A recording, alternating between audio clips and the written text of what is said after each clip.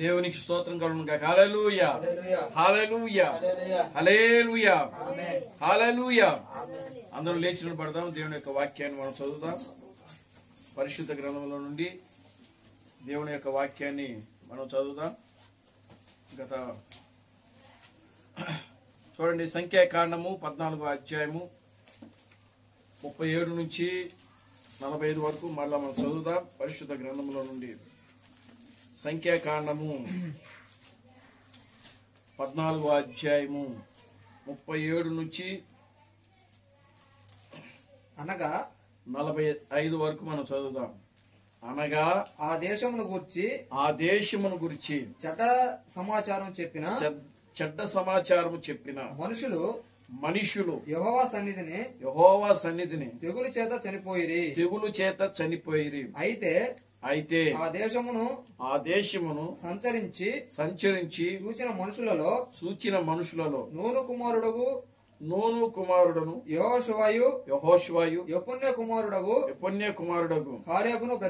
కాలేబును బ్రతికిరి. మోషే ఇశ్రాయేలీయులతో ఆ మాటలు చెప్పగా ఆ జనులు చాలా దుఃఖించిరి. వారు ఉదయమున లేచి ఆ కొండ కొన మీదకెక్కి చిత్తమండి మేము పాపము చేసిన వారము యెహోవా చెప్పిన స్థలమునకు వెళ్ళుదమని అనిరి. అప్పుడు మోషే ఇది ఎలా మీరు యెహోవా మాటను మీరుచున్నారేమి? అది కొనసాగదు. యెహోవా మీ మధ్యన లేడు గనుక మీ శత్రువుల ఎదుట హతము చేయబడుదురు. మీరు సాగిపోకుడి. ఏలయనగా అమాలేకీయులు కనానీయులు మీకంటే ముందుగా అక్కడికి చేరి ఉన్నారు. మీరు ఖడ్గము చేత కూలుదురు. మీరు యెహోవాను అనుసరించుట మానిరి గనుక ఇక యెహోవా మీకు తోడై ఉండడని చెప్పెను. అయితే వారు మూర్ఖించి ఆ కొండ కొనకెక్కిపోయిరి. అయినను యెహోవా నిబంధన మందసమైన మోషే అయినను పాళెములో నుండి బయలుకు వెళ్ళలేదు. అప్పుడు ఆ కొండ మీద నివాసముగానున్న అమాలేకీయులను కనానీయులను దిగి వచ్చి వారిని కొట్టి హోర్మా వరకు వారిని తరిమి హతము చేసిరి. ప్రార్థన చేసుకున్నాం. ఓ మమ్మల్ని మిక్కిలిగా ప్రేమించిన మా మంచి తండ్రి, జీవం గల దేవుడా, జీవాధిపతి, నిన్న నేడు నిరంతరము ఒకటే రీతిగా ఉన్న మా పరమ తండ్రి, మా ప్రభు అయిన అబ్రహాం క్రీస్తు నీ పవిత్రమైన పాదాలకు వందనాలు, స్తుతులు, స్తోత్రములు చెల్లిస్తున్నాను ప్రభువా. ఓ నిశ్చయముగా నా తండ్రి, మధ్యాహ్న సమయంలో మరలా మీ సన్నిధిలో చేరి నిన్ను స్తుతించుటకు, నిన్ను ఘనపరచుటకు, నీ నామమును ప్రభువా మహిమపరచుటకు తండ్రి మీరు మాకు ఇచ్చిన ఈ మంచి జీవితాలను బట్టి మీకు వందనాలు, స్తుతులు, స్తోత్రములు ప్రభువా. ఎక్కడ 2-3 నా నామం కూడి ప్రార్థన చేదురో వారి మధ్యలో నేను ఉన్నానని వాగ్దానం చేసిన దేవుడు నా ప్రభు. ఈ మధ్యాహ్న సమయంలో నాయన ఒక చిన్న మందగా మేము కూడినా ప్రభు నిన్ను స్తుతించుటకు, నిన్ను ఘనపరచుటకు, నీ నామను ప్రభు మహిమపరచుటకు తండ్రి మీరు మాకు ఇచ్చినటువంటి ఈ మంచి జీవితాలను బట్టి మీకు స్తోత్రం చేస్తున్నాను. చదవబడిన వాక్య భాగమును ఆశీర్వదించండి, దీవించమని మీ సన్నిధిలో ప్రార్థించుతున్నాను తండ్రి.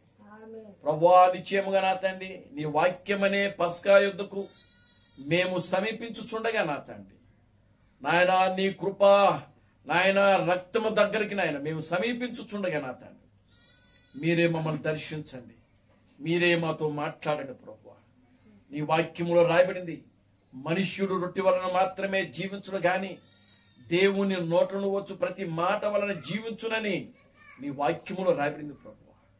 నీ వాక్యము నా పాదములకు దీపము, నా త్రోవలకు వెలుగునైనదని నీ వాక్యములో రాయబడింది ప్రభువా. ఓ నీ వాక్యము నన్ను బ్రతికించుచున్నది, నా బాధలలో అదే నాకు నెమ్మదిని కలిగించుచున్నదని నీ వాక్యములో రాయబడింది ప్రభువా. నాయనా నిశ్చయముగా నీ వాక్యము ద్వారా మమ్మల్ని దర్శించి మీరు మాతో మాట్లాడండి. నీ వాక్యము ద్వారా మమ్మల్ని దర్శించి ప్రభువా మా జీవితాలు సరిచేయండి. నీ వాక్యము ద్వారా మమ్మల్ని దాని దర్శించిన తండ్రి, ప్రభువా అదుగునా తండ్రి, మా ఆత్మీయ జీవితాలు బలపరిచి ముందుకు నడిపించండి ప్రభువా. నీ వాక్యము ద్వారా నాయన మీరు మాతో మాట్లాడి మాలో ఉన్న ప్రతి రోగములు, ప్రతి బలహీనతలు, ప్రతి చీకటి కార్యములను ఓ నీ నామములో అతన్ని గద్దించి లయపరచమని మీ సన్నిధిలో ప్రార్థిస్తున్నాను తండ్రి. నీ కార్యములు జరిగించి మీరు మహిమ పొందండి. అన్ని విషయాలు నీ కృపను దయచేయండి. జీవం కలిగిన నా ప్రభు అయిన బ్రహ్మం క్రీస్తును నీ సర్వశక్తి కలిగిన నామములో ప్రార్థించి స్తుతించి వేడుకొనుచున్నాము. ఆమేన్. అందరు కూర్చోండి.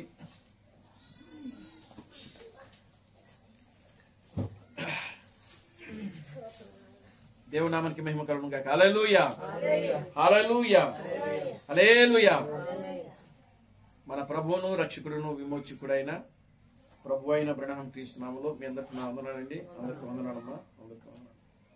అదేవిధంగా ఈ మధ్యాహ్న సమయంలో మన మధ్యలోకి వచ్చినటువంటి సహోదరుడు ఇజ్రాయెల్ గారి కుటుంబానికి కూడా ప్రభుపేట నా వందనాలు చెల్లిస్తుంది. దేవుని నామానికి మహిమ కలుగును గాక. హల్లెలూయా, ఆమేన్, హల్లెలూయా.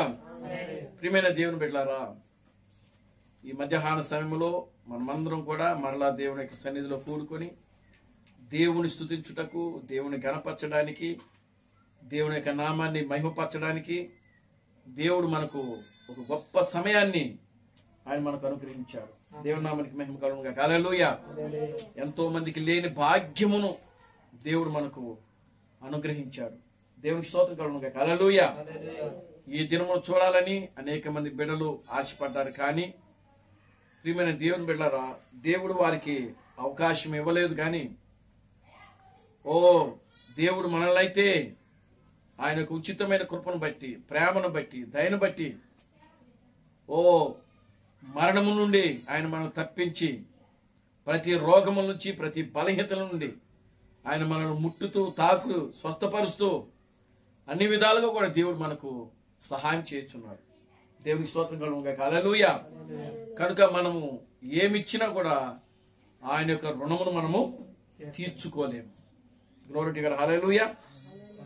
కనుక ప్రియమైన దేవుని బిడ్డలారా, చూడండి, ఈ మధ్యాహ్న సమయంలో మనం ధ్యానం చేయబోయేటువంటి అంశం ఏంటంటే, ప్రియులారా గమనించండి, విశ్వాసమును శంకించుట.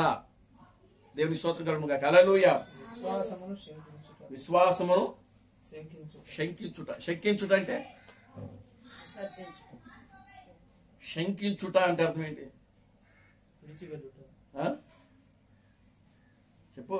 అది అబద్ధం నిజమా తర్వాత సంగతి మనసులో ఏదైతే హేతుకంటే కారణం అనేది చదివాను కాబట్టి శంకించుట అంటే విసర్జించడం అంటే శంకించుట అంటే అనుమానించటం. అనుమానించడం. నా శీలాన్ని నువ్వు శంకిస్తున్నావా అంటారు. Okay okay. స్త్రీలు అయితే నా శీలాన్ని నువ్వు శంకిస్తున్నావా అని అంటారు. అది శంకించడం అంటే అర్థం ఏంటి? అనుమానించడం. దేవునికి స్తోత్రం కలుగును గాక. హల్లెలూయా, ఆమేన్, హల్లెలూయా. చెప్పండమ్మా, గట్టిగా చెప్పండి. హల్లెలూయా. చూడండి ప్రియమైన దేవుని బిడ్డలారా, గమనించండి, ఈ చదవబడిన ఈ వాక్య భాగములో నుండి మనం ఈ వాక్యాన్ని ధ్యానించినప్పుడు, ఈ వాక్యాన్ని మనం ప్రియులారా గమనించండి, పరిశీలించినప్పుడు, ఇది మనము ఇజ్రాయేలు యొక్క చరిత్రను మనం గమనించినప్పుడు, వాళ్ళు ఇజ్రాయేలు యొక్క మార్గములో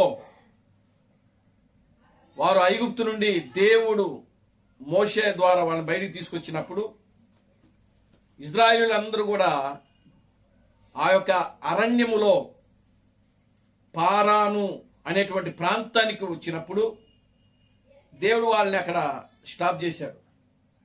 ఇంకా కొద్ది దూరంలోకి వెళితే వాళ్ళు కనానుకి వెళ్తారు. దేవునికి స్తోత్రం కలుగును గాక. హల్లెలూయా. ఇంకా కొద్ది దూరంలోకి వెళ్తే, కొద్దిగా ప్రయాణం చేస్తే కనాన్లోకి వెళ్ళిపోతారు. ఆమేన్, హల్లెలూయా. దేవుడు వారికి కనాను దేశమును వాగ్దానముతో కూడినటువంటి దేశం అది. ఆమేన్, హల్లెలూయా.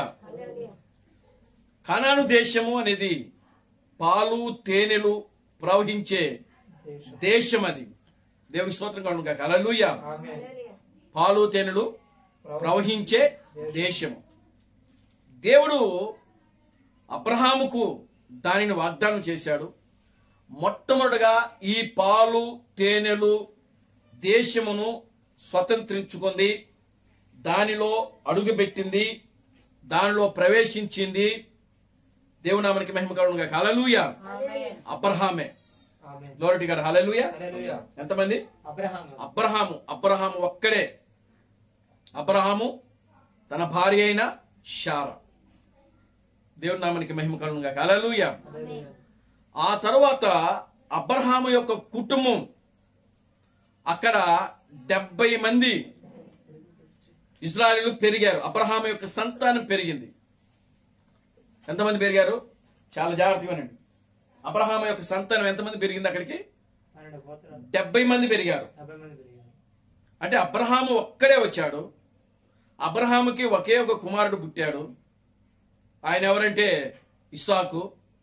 ఇస్సాకుకి 2 కుమారులు పుట్టారు. వాళ్ళ పేర్లు ఏశావు, యాకోబు. యాకోబుకి 12 మంది సంతానం ఇచ్చాడు. వారు పెరిగి పెరిగి పెరిగి ఎంతమంది సంతానం అయిందంటే అబ్రహాము యొక్క సంతానము 70 మంది సంతానం అయింది. అప్పటికి దేవునామానికి మహిమ కలుగును గాక. హల్లెలూయా. ఎంతమంది సంతానం అయింది? 70 మంది సంతానం అయింది. ఈ 70 మంది సంతానము అక్కడ ఉన్నప్పుడు చూడండి, వాళ్ళు పెరగక ముందే, ఇస్సాకును దేవుడు కనక ముందే, అబ్రహాము కనక ముందే, ఇస్సాకును అబ్రహాము కనక ముందే అబ్రహాముతో దేవుడు వాగ్దానం చేశాడు, నీ సంతానము 400 సంవత్సరములు బానిసత్వములో ఉంటారు అని చెప్పాడు ఆయన. దేవుని స్తోత్రం కలుగును గాక. హల్లెలూయా.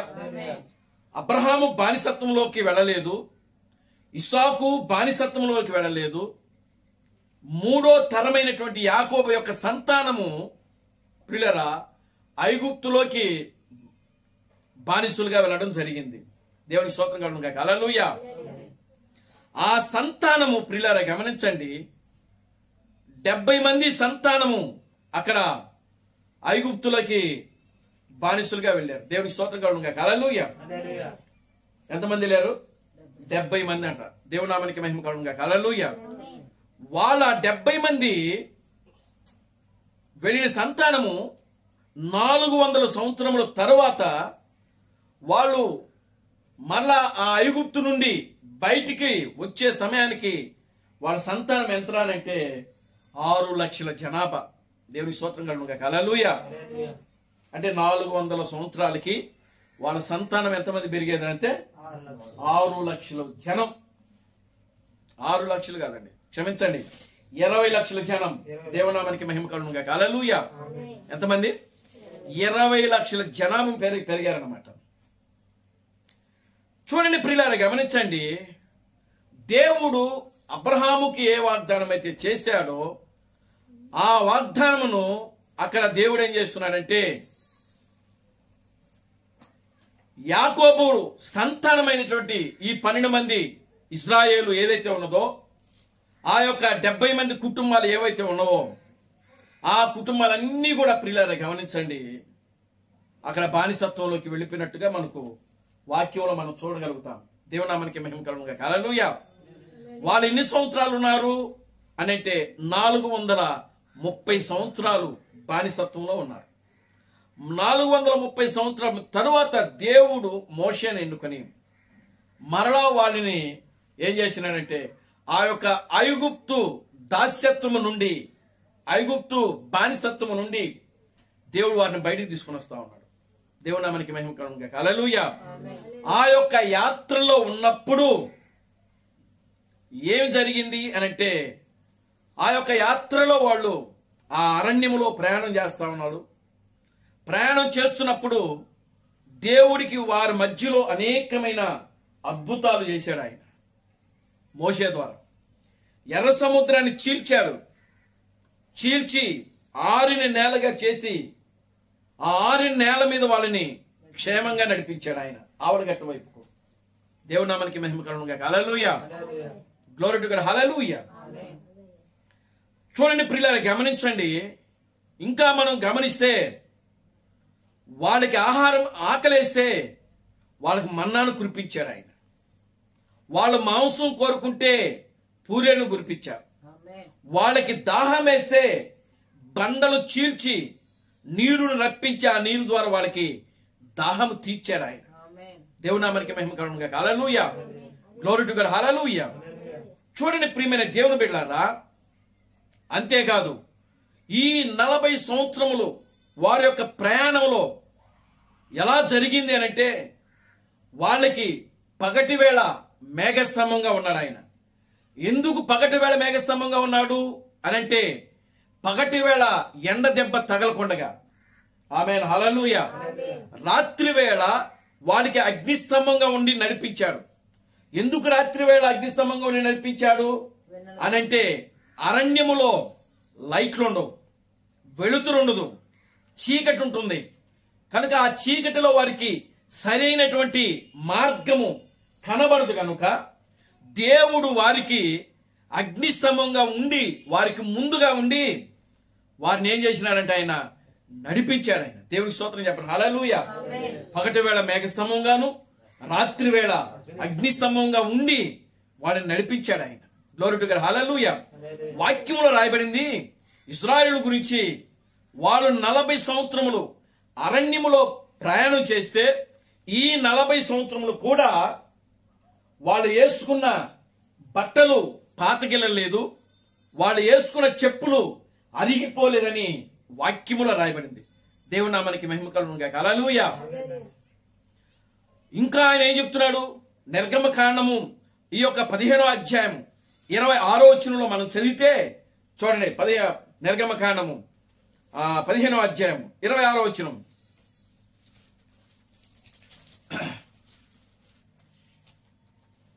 మీ దేవుడైన యెహోవా నీ దేవుడైన యెహోవా వాక్కును శ్రద్ధగా విని, నీ దేవుడైన యెహోవా వాక్కును శ్రద్ధగా విని ఆయన దృష్టికి న్యాయమైనది చేసి ఆయన ఆజ్ఞలకు విధేయులై ఆయన ఆజ్ఞలకు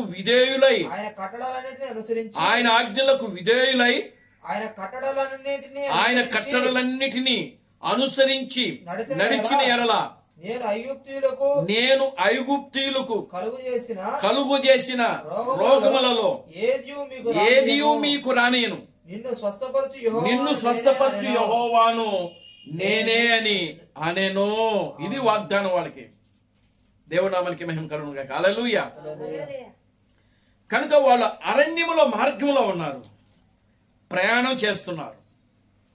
ఆ ప్రయాణంలో దేవుడు వారికి ఇచ్చిన వాగ్దానం ఏంటంటే, ఇదిగో నీ దేవుడైన యెహోవా వాక్కును శ్రద్ధగా విని ఆయన దృష్టికి న్యాయం అనేది చేసి ఆయన ఆజ్ఞలన్నిటిని అనుసరించి నడుచుకుని ఎడలా ఐగుప్తులకు కలగజేసిన రోగములలో ఏదియు మీకు రానియను, నిన్ను స్వస్థపరచు యెహోవాను నేనే అనేను.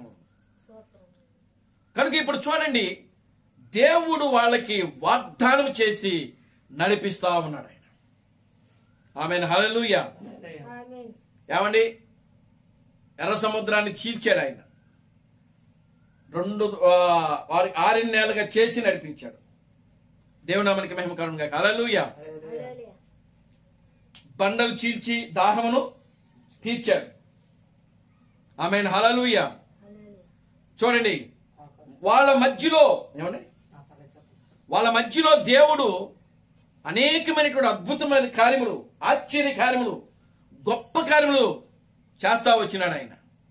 ఆ ఎర్ర సముద్రం దాటిన తరువాత వాళ్ళ మధ్యలో ఉన్నప్పుడు శత్రు సైన్యం వాళ్ళని, ఫరో యొక్క సైన్యం వాళ్ళని వెంటాడినప్పుడు దేవుడు వారితో చెప్తున్నారు, ఇదిగో మీరు ఇక్కడ ఆగిపోవద్దు, ముందుకు సాగిపోండి అని చెప్పి వెనక నుంచి వస్తున్నటువంటి ఆ శత్రు దండు వైపు దేవుడు చూచినప్పుడు వారికి వీరికి మధ్యలో వెళ్లి ఆయన నిలబడ్డాడంట. దేవుని నామానికి మహిమ కలుగును గాక. హల్లెలూయా. ఎవరికి? వాళ్ళకి, ఇజ్రాయెలు సంతానానికి, ఇజ్రాయెల్ ప్రజలకి, అటు ఐగుప్తుల యొక్క సైన్యముకు మధ్యలో నిలబడ్డాడు. అంటే వాళ్ళు ఒకవేళ ఇజ్రాయెల్ ప్రజలను తాకాలంటే ముందు అగ్నిస్తంభం దాటాలి. వాడు దేవుని నామానికి మహిమ కలుగును గాక. హల్లెలూయా. స్తోత్రం కలుగును గాక. అగ్ని స్తంభాన్ని దాటి రావాలనంటే అది జరిగే పని కాదు. కాదనమాట. అందుకనే అక్కడ ఫరో సైనికుడు అధ్యక్షుడు అంటాడు, ఇదిగో యెహోవా వారి పక్షమున యుద్ధము చేయుచున్నాడు. హల్లెలూయా. దేవుడికి స్తోత్రం కలుగును గాక. దేవుని నామానికి మహిమ కలుగును గాక. హల్లెలూయా. మోషేతో కూడా అదే చెప్పినాడు ఆయన, ఇదిగో మీరు ఊరకయే నిలుచుండి నిలబడి చూడండి, ఇప్పుడు మీ పక్షమున యుద్ధము చేయువాడు యెహోవాయే. ఆమేన్ నాయనా. 14వ అధ్యాయంలో మనకి ఇదంతా కూడా కనబడతాం. అవును సార్. దేవునామానికి మహిమ కలుగును గాక. హల్లెలూయా. మీ పక్షమున యుద్ధము చేయవాడు యెహోవా. యెహోవాయే. కనుక మీరు ఈ దినమున కేవలము ఊరకయే నిలబడి చూడండి దేవుడు చేయబోయే కార్యాలు. చూడబోయే కాలం. వాళ్ళు చూశారు ఆ కార్యాలు.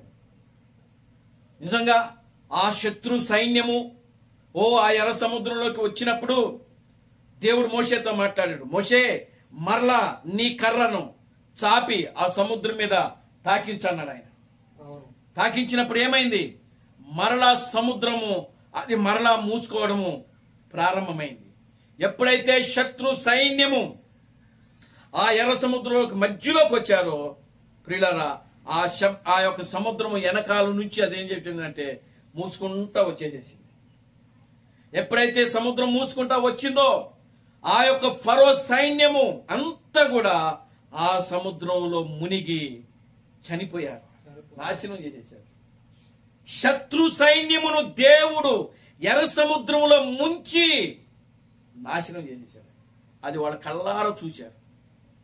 దేవుడు నామకి మహిమ కలుగును గాక. హల్లెలూయా. స్తోత్రం కలుగును. ఏమండి, చూశారా లేదా? చూశారు సార్, ఇక్కడ వాక్యం ఉంది. ఉంది కదా, ఎర్ర సముద్రాన్ని చేర్చడం వాళ్ళు చూశారు. అవును. పగటి వేళ మేఘస్తంభంగా ఉండి నడవటం వాళ్ళు చూశారు. రాత్రి వేళ అగ్నిస్తంభంగా ఉండి వాళ్ళు ఏమండి చూచారు. ఏండి, ఎన్నో అద్భుతాలు వాళ్ళ మధ్యలో, వాళ్ళ ప్రయాణంలో, వాళ్ళ యాత్రలో దేవుడు వారి మధ్యలో ఉండి వాళ్ళని ఏం చేసినారంటే నడిపించడం, వాళ్ళ మధ్యలో ఉండి చేస్తూ, ఆయన కార్యాలు చేస్తూ వాళ్ళని బలపరుస్తూ వాళ్ళని ఏం చేస్తున్నాడంటే ముందుకి నడిపిస్తా ఉన్నాడు ఆయన. నడిపిస్తున్నటువంటి ఆ సమయంలోనే దేవుడు ఏం చేసినాడంటే పారాను అనే ప్రాంతం దగ్గరకు తీసుకొచ్చాడు. ప్రాంతం తీసుకుని వచ్చి అక్కడ మోషేతో చెప్తాడు, మోషే ఇదిగో నేను ఈ ప్రజలకు ఇవ్వబోయేటువంటి ఈ యొక్క పాలు తేనెలు ప్రవహించే దేశానికి ఇదిగో ఈ యొక్క 12 గోత్రాల్లో నుంచి ఒక్కొక్కరిని తీసుకొని ఇదిగో నువ్వు ఆ యొక్క దేశమును సంచరించి సమాచారమును తెలుసుకోమను. ఆ దేశం ఎలాంటిదో దాని గురించి తెలుసుకోమను. దాని గురించి సమాచారము తీసుకొని వచ్చి నీకు చెప్పమను అని దేవుడు మోషేతో చెప్పినప్పుడు మోషే ఆ 12 గోత్రాలలో ఆ ముఖ్యులను, ప్రాముఖ్యమైన వారిని అంటే ప్రధానులను ఒక్కొక్కరిని తీసుకున్నాడు. ముఖ్యమైన వారిని, ప్రధానుని తీసుకున్నాడు. అంటే ఎంతమందిని తీసుకున్నాడు? 12 మందిని తీసుకున్నాడు. ఈ 12 మందిలో పిల్లలు గమనించండి, యెహోషువ, కాలేబులు కూడా ఉన్నారు. ఆమేన్, హల్లెలూయా. ఈ 12 మందిలో యెహోషువ, కాలేబులు కూడా ఉన్నారు. 12 మంది వెళ్ళారు. వెళ్ళి ఆ యొక్క కానాను దేశమును మొత్తం సంచరించారు. వీళ్ళు వెళ్ళక ముందే, వీళ్ళకంటే ముందు ఎవరున్నారనంటే శత్రువులు ఉన్నారు. వారికి శత్రువులు ఉన్నారు. కానానీయులు, యెబూసీయులు, ఏమండి, పెరజీయులు, హిత్తీయులు, హివ్వీయులు, అమాలేకీయులు, కనానీయులు. వీళ్ళంతా కూడా మొత్తం ఒక 6 గుంపులు అక్కడ ఉన్నాయి. ఎక్కడున్నాయి? కనాన్లో ఉన్నాయి.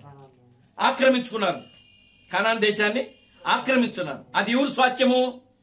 ఆ కనాను ఎవరు స్వాస్థ్యము? ఇశ్రాయేలు స్వాస్థ్యం. అది దేవునికి సంతానమది. ఆ యొక్క ఆస్తి దేవుని బిడ్డలది.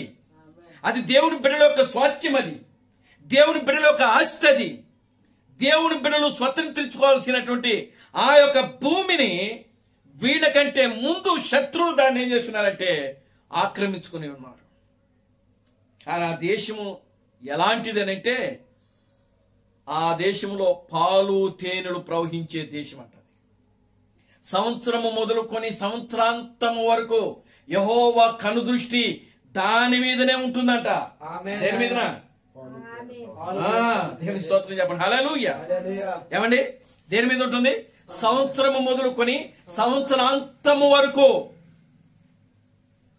ఆ దేశం మీదనే ఆయన యొక్క కనుదృష్టి ఉంటుందంట. అటువంటి దేశం అది. ఆమేన్. హల్లెలూయా. ఓ ఆహారము ఇశ్రాయేలులకు సమృద్ధిగా దొరికే దేశం అది. ఈరోజు మనం తింటున్నటువంటి ఈ యొక్క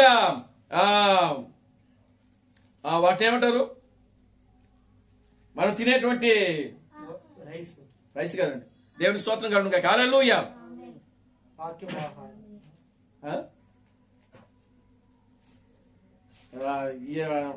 దానిమ్మకాయలు. దేవుని స్తోత్రం కలుగును గాక. హల్లెలూయా. హల్లెలూయా. దానిమ్మలు పుష్కలంగా పండే దేశము ఇశ్రాయేలు దేశం. ఆమేన్. అందుకని వాళ్ళు అంటారు, మాకు ఇక్కడ దానిమ్మలు లేవు, ఖర్జూరాలు లేవు, ఏమీ లేవు అని అంటుంటారు వాళ్ళు. ఈ చుట్టుపక్కల ఉన్నటువంటి దేశాలు, అరబ్బీ దేశాలు ఉన్నాయి, 10 దేశాలు. ఆ అరబ్బీ దేశాల్లో ఆయిల్ పండుద్ది బాగా. కానీ ఈ దేశంలో మాత్రము ఆహారము, ధాన్యాలు, ఖర్జూరము, ఏమండి ఖర్జూరము, అయ్యొక్క పైనాపిల్స్, దానిమ్మకాయలు, ఇవన్నీ కూడా అంటే ఫ్రూట్స్, ఫలాలు పుష్కలంగా పండే దేశము ఏదైనా ఉందనంటే అది కనాను దేశం, అనగా ఇజ్రాయేలు దేశము. ఆమేన్. హల్లెలూయా. దేవుని నామానికి మహిమ కలుగును గాక. Hallelujah. Glory to God. Hallelujah. అటువంటి దేశాన్ని ప్రియులారా గమనించండి. ఈ యొక్క గోత్రాల వారిని 12 మందిని చూచి రమ్మని మోషే పంపిస్తే వాళ్ళు వెళ్ళారు. ఆ దేశం అంతా కూడా తిరిగారు. దేవుని స్తోత్రం కలుగును గాక. హల్లెలూయా. ఆ దేశములో పండే వాటి గురించి, ఆ దేశంలో దొరికేటువంటి ఫలాల గురించి వీళ్ళు సమాచారం తీసుకొని వచ్చి ప్రియులారా మోషేకి చెప్పకుండా వాళ్ళు చెప్పింది ఏంటంటే, ఏం చెప్పారు? వామో, ఇంకేముంది, మనము గాని ఆ దేశంలో గాని అడిగి పెడితే మనకంటే బలవంతులు ఉన్నారు అక్కడ. ఏం చెప్తున్నారు వీళ్ళు? మనకంటే బలవంతున్నారు. మోషే, మనము వాళ్ళని జయించలేం. మోషే, మనము వాళ్ళతో యుద్ధము చేయలేం. మోషే, మన బలము సరిపోదు. ఓ మోషే, మన సైన్యము వాళ్ళని జయించలేదు. దేవుని స్తోత్రం కలుగును గాక. హల్లెలూయా. ప్రియులారా, అరణ్యములో దేవుడు వాళ్ళ పక్షమున అన్ని అద్భుతమైన కార్యములు, ఆశ్చర్య కార్యములు, గొప్ప కార్యములు చేసిన ఆ దేవుడు ఆ కార్యాలన్నీ వాళ్ళ కళ్ళారతో చూచి వస్తున్నప్పుడు ఇక్కడికి వచ్చేటప్పటికి ఆయన చేసే కార్యాల గురించి వీళ్ళు ఏమంటున్నారంటే శంకిస్తున్నారు. అనుమానిస్తున్నారు. ఏం చేస్తున్నారండి? ఆయన కార్యాల గురించి ఏం చేస్తున్నారు? శంకిస్తున్నారు, అనుమానిస్తున్నారు దేవుణ్ణి. అర్థమైందా మీకు? దేవునికి స్తోత్రం కలుగును గాక. హల్లెలూయా. హల్లెలూయా. ఏం చేస్తున్నారు ఇక్కడ? శంకిస్తున్నారు. దేవుణ్ణి శంకిస్తున్నారు, దేవుని అవమానపరుస్తున్నారు, ఇక్కడ దేవుని హేళన చేస్తున్నారు. ఇక్కడ దేవుడు 40 సంవత్సరములు వాళ్ళ జీవితాల్లో ఉండి వాళ్ళు అనేకమైన అద్భుతమైన కార్యములు, ఆశ్చర్య కార్యములు, స్వస్థతలు, పగటి వేళ మేఘస్తంభంగాను రాత్రి వేళ అగ్నిస్తంభంగా ఉండి వారిని నడిపించిన దేవుడు, వాళ్ళ పక్షమున బాధ్యత వహించిన దేవుడు, వాళ్ళ స్థితిగతులన్నీ కూడా వారి గురించి పూర్తిగా వారిని స్వాధీనంలో తీసుకున్న దేవుడి గురించి ఈ రోజున ఈ ప్రజలు ఏం చేస్తున్నారంటే శంకిస్తున్నారు, అనుమానిస్తున్నారు ఆయన్ని. ఎటువంటి ఆత్మది? దేవుని స్తోత్రం కలుగును గాక. హల్లెలూయా. ఓ ప్రియమైన దేవుని బిడ్డారా, దేవుణ్ణి శంకిస్తున్నారు, వాళ్ళు దేవుని అవమానపరుస్తున్నారు. మోషే, మన వల్ల కాదు, మనము జయించలేం, మనము వాళ్ళని జయించలేం, వాళ్ళు మనకంటే బలవంతులు, వాళ్ళు మనకంటే యుద్ధ వీరులు. కానీ అంతకుముందు వాళ్ళకి వాగ్దానం చేసినాడు, మీరు ఊరికనే నిలబడి చూడండి అయ్యా, వారితో యుద్ధం చేసేవాడు యెహోవా అని మోషే చెప్పినాడు. మరి ఆ శత్రువులందరూ కూడా ఎర్ర సముద్రంలో ముంచాడే దేవుడు. ఏమైంది వాళ్ళ విశ్వాసం? విశ్వాసం వాళ్ళ విశ్వాసం ఏమైపోతుంది? ఇక్కడ అవిశ్వాసం శంకించబడుతుంది. దేవుని యొక్క విశ్వాసాన్ని వాళ్ళు ఏం చేస్తున్నారు? దేవుని యొక్క శక్తిని, దేవుని యొక్క బలాన్ని, దేవుని యొక్క సామర్థ్యమును, దేవుని యొక్క ఉనికిని వాడు ఏం చేస్తున్నారంటే ప్రియులారా, శంకిస్తున్నారు, అనుమానిస్తున్నారు. మనము జయించలేం, మనము ఓడిపోతాం, మనం మరణిస్తాం. మోషే దేవుని స్తోత్రం కలుగును గాక. హల్లెలూయా. ఇదిగో మనం నిశ్చయంగా చనిపోతాం. అప్పుడు యెహోషువ కాలేబులు వచ్చారు. దేవుని స్తోత్రం కలుగును గాక. హల్లెలూయా. వీళ్ళు ఎప్పుడైతే ఆ ప్రజల్లోకి వచ్చి ఆ మాట అన్నారో, ఆ 12 మంది గోత్రికులు అందరూ కూడా ఏమైపోయారంటే వాళ్ళ మాటకు లోబడిపోయారు, తిరగబడ్డారు. మోషే మీద తిరగబడతారు, యెహోవా మీద తిరగబడిరి అని వాక్యంలో రాబడింది. మోషేకు దేవునికి వ్యతిరేకముగా పాపము చేసిరని వాక్యంలో రాబడింది. అంటే శంకించడమే పాపము, అనుమానించడమే పాపము. ఇక్కడ yes, amen, hallelujah. వాక్యాన్ని విశ్వాసం ఉంచకపోవడమే పాపము. దేవునామానికి మహిమ కలుగును గాక. హల్లెలూయా. కనుక వాళ్ళ కళ్ళారలో వాళ్ళు చూచి దాని ద్వారా వాళ్ళు బలము పొందుకోవాల్సిన ఆ ప్రజలు, వాళ్ళు ఇంకా బలముంది ముందుకు సాగాల్సిన ప్రజలు, వాళ్ళు ఆయన శక్తిని, ఆయన సామర్థ్యమును వాళ్ళు ఏం చేస్తున్నారంటే అనుమానించి శంకిస్తున్నారు. వాళ్ళు ఏమండి? దేవునికి స్తోత్రం కలుగును గాక. హల్లెలూయా. ఆమేన్, హల్లెలూయా. ఎటువంటి ప్రజలు వాళ్ళు? Glory to God. హల్లెలూయా. అంతే ఏం చేసినాడు దేవుడు? వాళ్ళు మోషే మీదను ఆ దేవుడి మీదను తిరుగుబాటు చేశారు కాబట్టి ఆ తిరుగుబాటు వల్ల వాళ్ళకి ఏమొచ్చింది? తెగులు వచ్చిందని వాక్యంలో రాబడింది. ఆ తెగులు వల్ల ఏం అయిపోయారంటే వాళ్ళంతా కూడా చనిపోయిరి, నాశనమైరి. అది చూసి యెహోషువ కాలేబులు ఏం చేసినారు? బట్టలు చించుకున్నారంట వాళ్ళు. చదవండి 14వ అధ్యాయం 6వ వచనం. అప్పుడు దేశమును సంచరించి ఇదిగోండి, దేశము సంచరించి చూచిన వారిలో నుండి నూను కుమారుడను యెహోషువాయు యొప్పెనే కుమారుడగు కాలేబును బట్టలు చింపుకొని ఇశ్రాయేలు సర్వ సమాజముతో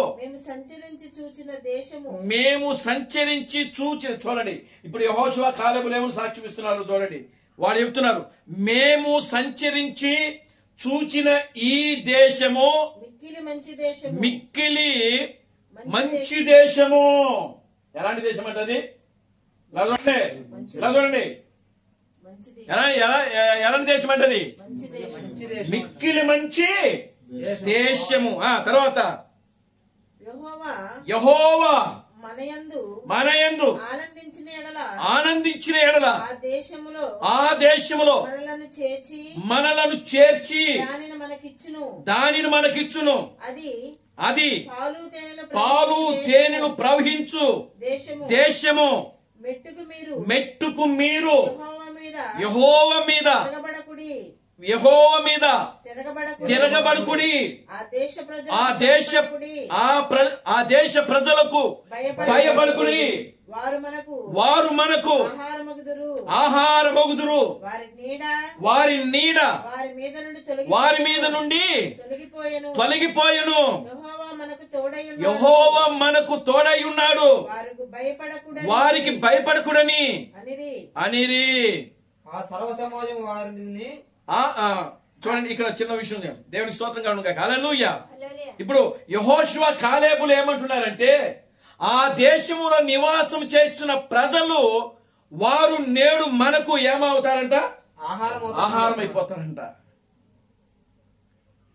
దేవుడు ఆ ప్రజలను మనలను మన స్వాధీనంలో తీసుకుని వస్తాడు ఆయన. మనము నిశ్చయముగా వారిని జయిస్తాము. జయిస్తాం ఖచ్చితంగా నాయన. మనము నిశ్చయముగా వారిని నాశనం చేస్తాము. దేవుని నామానికి మహిమ కలుగును గాక. హల్లెలూయా. కనుక మీరు ఆ దేశంలో ఉన్నటువంటి ప్రజలకు భయపడకుడి.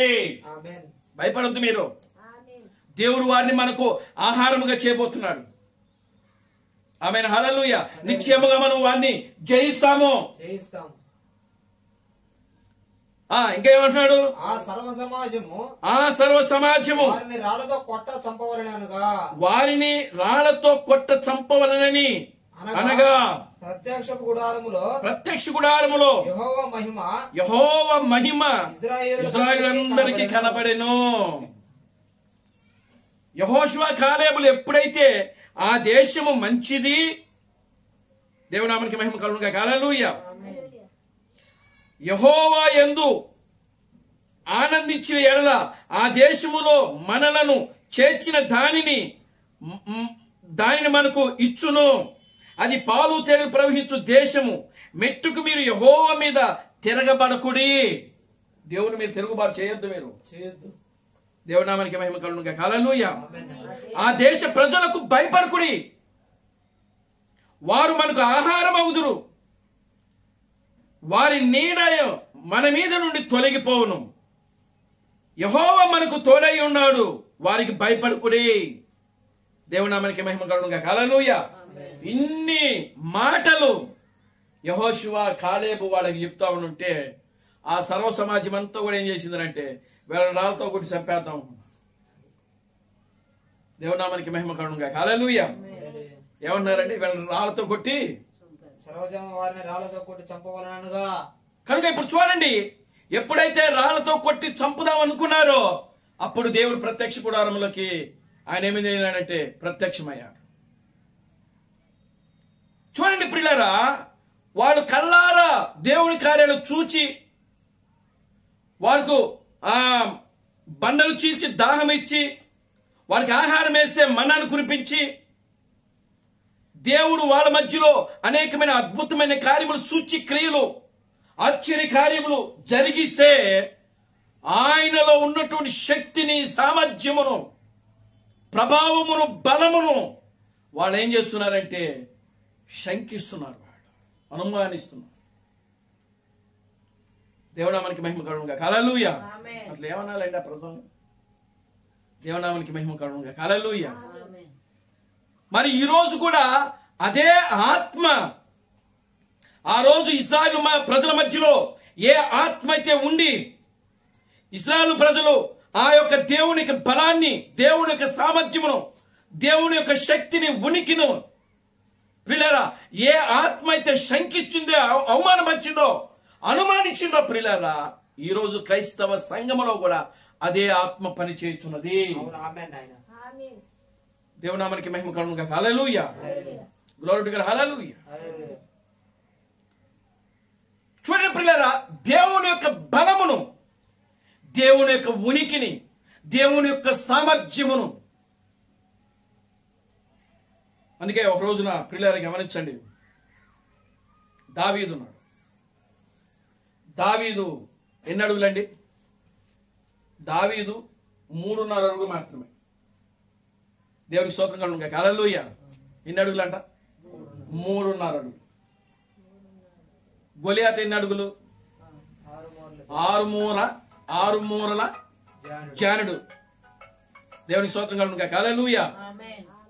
6 మూరల జానుడు. చూడండి ప్రియమైన దేవుని బిడ్డలారా గమనించండి, గొలియాతు ఆ యొక్క ఇశ్రాయేలు ప్రజల మధ్యను, ఫిలిష్తీయుల మధ్యను అక్కడ యుద్ధానికి వాతావరణము, యుద్ధ వాతావరణం కనబడతా ఉన్నది. అక్కడ దేవునామానికి మహిమ కలుగును గాక. హల్లెలూయా. అప్పుడు గొలియాతు ఇశ్రాయేలు ప్రజలకు ఒక సవాల్ ఇస్తుతా ఉన్నాడు. ఆయన ఏమని విసురుతా ఉన్నాడంటే, ఇదిగో మీలో ఎవరైనాను నాతో యుద్ధము చేసి నన్ను ఓడించిన ఎడల మా ఫిలిష్తీయులందరూ వచ్చి మీకు బానిసలుగా ఉంటారు. ఒకవేళ నేను గాని మీ వ్యక్తితో తలపడి యుద్ధం చేసి వానిని గెలిచి ఓడించిన ఎడల ఇశ్రాయేలులందరూ కూడా ఇదిగో మీరు మాకు బానిసులుగా పని చేయాలని ఆ యొక్క సున్నతి లేనటువంటి ఫిలిస్తీయుడు ఇశ్రాయేలు ప్రజలకు ఏమిస్తున్నాడంటే సవాలు ఇస్తుతా ఉన్నాడు. అక్కడ దేవుడి నామానికి మహిమ కలుగునుగా. హల్లెలూయా. చూడండి, అప్పుడు రాజు ఎవరైనంటే సౌలు రాజు. దేవుడి నామానికి మహిమ కలుగునుగా. హల్లెలూయా. అప్పుడు రాజు ఎవరండి? సౌలు. సౌలు దేవుని యొక్క శక్తి సామర్థ్యము ఆయన ఏం చేస్తున్నాడంటే శంకించి అనుమానించి ఇంట్లో కూర్చున్నాడు, మూల కూర్చున్నాడు. సౌలు ఏం చేస్తున్నాడు? దేవుని యొక్క శక్తిని, దేవుని యొక్క సామర్థ్యమును, దేవుని యొక్క ప్రభావమును, ఆయన యొక్క గొప్పతనాన్ని, అసలు సౌలు ఈరోజు రాజు కావడానికి కారణం ఎవరు? దేవుడే. దేవుని స్తోత్రం కలుగునుగా. హల్లెలూయా. కనుక ఒక గొర్రెలు ఆ యొక్క మేపుకునేటువంటి ఆ సౌలును తీసుకుని వెళ్ళి రాజుగా చేసినాడు ఆయన. దేవుని నామానికి మహిమ కలుగునుగా. హల్లెలూయా. కానీ సౌలు ఒక అవిశ్వాసి. సౌలు దేవుని యొక్క శక్తిని సామర్థ్యమును అనుమానించినటువంటి వ్యక్తి. సౌలు దేవుని యొక్క ప్రభావమును, ఆయన యొక్క ఔన్నత్యమును, ఆయన యొక్క గొప్పతనాన్ని శంకించినటువంటి వ్యక్తి. దేవుని స్తోత్రం కలుగునుగా. హల్లెలూయా. ఇప్పుడు సౌలు గొలియాతు ఒకటే. ఒక విధంగా చెప్పాలంటే సౌలు గొలియాతు ఒకటే. అప్పుడు దావీదు వస్తున్నాడు అక్కడికి. దేవుని స్తోత్రం కలుగునుగా. హల్లెలూయా. దావీదుకు ఏ విద్య లేదు. దావీదుకు ఏ విద్య లేదు. దేవుని నామానికి మహిమ కలుగునుగా. హల్లెలూయా. దావీదుకు ఆయన పెద్ద బలాఢ్యుడు కాదు. దావీదు ఒక బలవంతుడేమి కాదు. ఆయన చాలా బలహీనుడు. దేవుని నామానికి మహిమ కలుగునుగా. హల్లెలూయా. అయితే దావీదుకు దేవుని యొక్క విశ్వాసములో అతను ఏ మాత్రము కూడా ఆయన శంకించడం వల్ల దేవునికి స్తోత్రం కలుగునుగా. హల్లెలూయా. దేవుని యొక్క గొప్పతనాన్ని, దేవుని యొక్క విశ్వాసాన్ని, దేవుని యొక్క బలమును, దేవుని యొక్క శక్తి సామర్థ్యమును ఏ మాత్రము కూడా దావీదు ప్రియులారా అనుమానించలేదు. దేవునికి స్తోత్రం కలుగునుగా. హల్లెలూయా. ఆ యుద్ధం జరుగుతున్న ప్రాంతం దగ్గరికి వచ్చాడు. వచ్చి ఆ యొక్క గొలియాతు సున్నతి లేనిటువంటి ఆ ఫిలిస్తీయుడు సవాలు విసరడము ప్రియులారా గమనించండి. ఓ దావీదు విన్నాడు. విని ముందుకొచ్చాడు. విని ముందుకొచ్చి ఏమిటి ఆ సున్నతి లేనటువంటి ఫిలిస్తీయుడు ఓ జీవము కలిగినటువంటి దేవుని యొక్క ప్రజలతో ఓ దేవుని యొక్క సామర్థ్యమును, దేవుని యొక్క శక్తిని, ప్రభావమును శంకించుట ఎలా? దేవుని నామానికి మహిమ కలుగునుగా. హల్లెలూయా. వెంటనే ప్రియమైన దేవుని బిడ్డలారా గమనించండి, నేను యుద్ధం చేస్తాను. ఆమేన్. హల్లెలూయా. దావీదు ఇప్పుడు ఏం చేస్తున్నాడు? యుద్ధము చేస్తున్నాడంట. దావీదు యుద్ధం చేయబోతున్నాడు. ఎందుకంటే దావీదుకు తెలుసు దేవుని యొక్క శక్తి. దావీదుకు తెలుసు దేవుని యొక్క బలం ఎంత గొప్పదో. దావీదుకు తెలుసు దేవుని యొక్క సామర్థ్యము ఎంత ఉన్నతమైనదో. ఆమేన్. హల్లెలూయా. దావీదుకు తెలుసు ఆయన యొక్క గొప్పతనము. సౌలుకు తెలియదు, గొలియాతుకు తెలియదు, అక్కడ ఉన్నటువంటి ప్రజలకు కూడా తెలియదు. చూడండి, అప్పుడు దావీదు ఆ సైన్యంలోకి వెళ్ళి నేను యుద్ధం చేస్తాను అని చెప్పి తన అన్నలతో చెప్తున్నాడు. దేవుని స్తోత్రం కలుగునుగా. హల్లెలూయా. అప్పుడు అన్నలు అంటున్నారు, ఇదిగో నువ్వు చిన్నవాడివి, నువ్వు యుద్ధము చేయలేవు. వాడు 6 అడుగుల 6 మూరల జానుడు ఉన్నాడు. నువ్వు చూస్తే పిల్లవాడివి, బాలుడివి.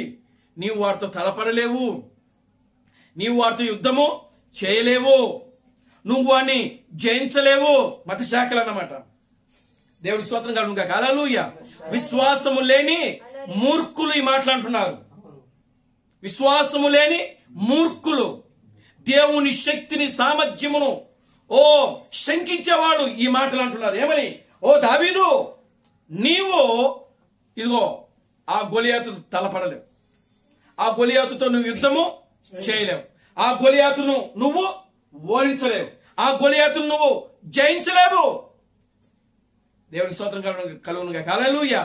దావీదు అంటున్నాడు, లేదు లేదు, నేను ఖచ్చితంగా నేను జయిస్తా. ఆమేన్. హల్లెలూయా. నేను యుద్ధం చేస్తాను, వాణ్ణి చంపేస్తాను. ఆమేన్. హల్లెలూయా. ఏమంటున్నానండి? నేను వాణ్ణి చంపేస్తాను. ఈ దినమున జీవము కలిగిన ఆ గొప్ప యెహోవా ఇదిగో వాణ్ణి నా చేతికి అప్పగించబోతున్నాడు. ఈ రోజున వారి యొక్క శరీరాన్ని ముక్కలు ముక్కలుగా నరికి కాకులకు, గద్దలకు, పక్షులకు నేను విసిరివేయబోతున్నాను. దేని చూసి చెప్పాడు ఆయన? దేని చూసి చెప్పాడు ఆయన? విశ్వాసము. విశ్వాసమును ఆయన శంకించడం లేదు. విశ్వాసమును ఆయన ఆ విశ్వాసమును కారణాలు చూడలేదు. ఆయన విశ్వాసమునకు హేతువును చూడట్లేదు. ఆయన దేవుని మనకి మహిమ కలుగునుగా. హల్లెలూయా. దేవుని యొక్క శక్తి, సామర్థ్యము, గొప్పతనమేంటో దావీదుకి పరిపూర్ణంగా తెలుసు. నేను ఖచ్చితంగా వారిని జయించగలను, వారితో యుద్ధము చేయగలను, వారిని ఈ రోజున నేను చంపగలను. రాజు దగ్గరికి వెళ్ళాడు. రాజు దగ్గరికి వెళ్తే రాజు కూడా అంటున్నాడు, రాజు కూడా ఏమంటున్నాడు? నీ వాణ్ణి జయించలేవు. సేమ్ ఆ గొలియాతు ఏ మాటలైతే అంటున్నాడో ఈ రోజు కూడా రాజు కూడా అదే మాట అంటున్నాడు. గొలియాతు ఏమంటున్నాడు? నీవు నన్ను ఓడించలేవు, నీవు నన్ను జయించలేవు. ఇదే మాటలు ఎవరు అంటున్నారు? గొలియాతు అంటున్నాడు. గొలియాతుతో పాటు రాజు కూడా ఇదే మాట అంటున్నాడు. సౌలు కూడా నీవు వాణిని జయించలేవు, వారితో తలపడలేవు. దేవుని నామానికి మహిమ కలుగునుగా. హల్లెలూయా అని చెప్పి ప్రియులారా, ఆయన ఏ అంగీ అయితే ఉన్నదో, ఆయన యుద్ధానికి వెళ్ళేటప్పుడు ఏ వస్త్రం అయితే ధరించుకుంటాడో ఆ వస్త్రాన్ని దావీదుకు తొడిగించబోయాడు. కానీ దావీదు అన్నాడు తెలుసా? నీ వస్త్రాలు నీ దగ్గర పెట్టుకో, నాకొద్దు. దేవుని స్తోత్రం కలుగునుగా. హల్లెలూయా. క్రీస్తు ప్రణామం చెప్తున్నాడు, అవి ఒక మత సంబంధమైనటువంటి ఆచారాలు. దావీదు ఆ యొక్క రాజు వేసుకున్నటువంటి ఆ వస్త్రము అది దేని సూచనగా ఉంది? మత సంబంధమైనది, ఆచారాలకు సంబంధమైనది, లోక సంబంధమైనవి. దేవుని నామానికి మహిమ కలుగునుగా. హల్లెలూయా. కానీ దావీదు వాటన్నిటిని ఏం చేశాడంట? తృణీకరించాడంట. దేవుని నామానికి మహిమ కలుగునుగా. హల్లెలూయా. దావీదు వాటన్నిటిని కూడా తృణీకరించి అసలైనటువంటి విశ్వాసం మీద దావీదు ఏం చెప్తున్నాడంటే నిలబడి ఉన్నాడు. ఆయన శంకించట్ల. దావీదు యొక్క దేవుని యొక్క బలాన్ని దావీదు శంకించట్లేదు. ఆయన దేవుని యొక్క శక్తిని, సామర్థ్యమును దావీదు శంకించటం లేదు, అనుమానించట్లేదు. ఆయన ఆమేన్. హల్లెలూయా. ఈరోజు ప్రతిదానికి అనుమానమేనండి. ప్రతిదానికి అనుమానం. చిన్న జ్వరం వచ్చింది అనుకోండి, తగ్గుద్దంటావా? ప్రార్థన చేస్తే తగ్గుద్దంటావా? ఏమండి, తగ్గుద్దంటావా? ఇటుపాలు తగ్గుద్దంటావా జ్వరం?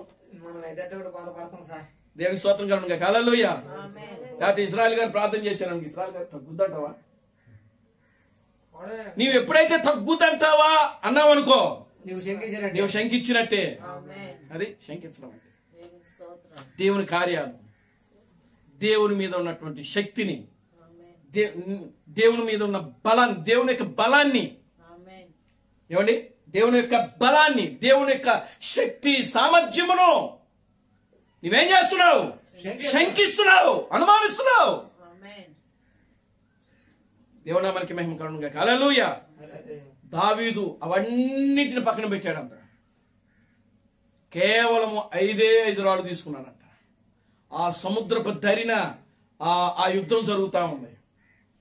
ఆ సముద్రపు దరినకు వెళ్ళి 5 రాళ్ళు తీసుకున్నాడంట. దేవుని స్తోత్రం కలుగునుగా. హల్లెలూయా.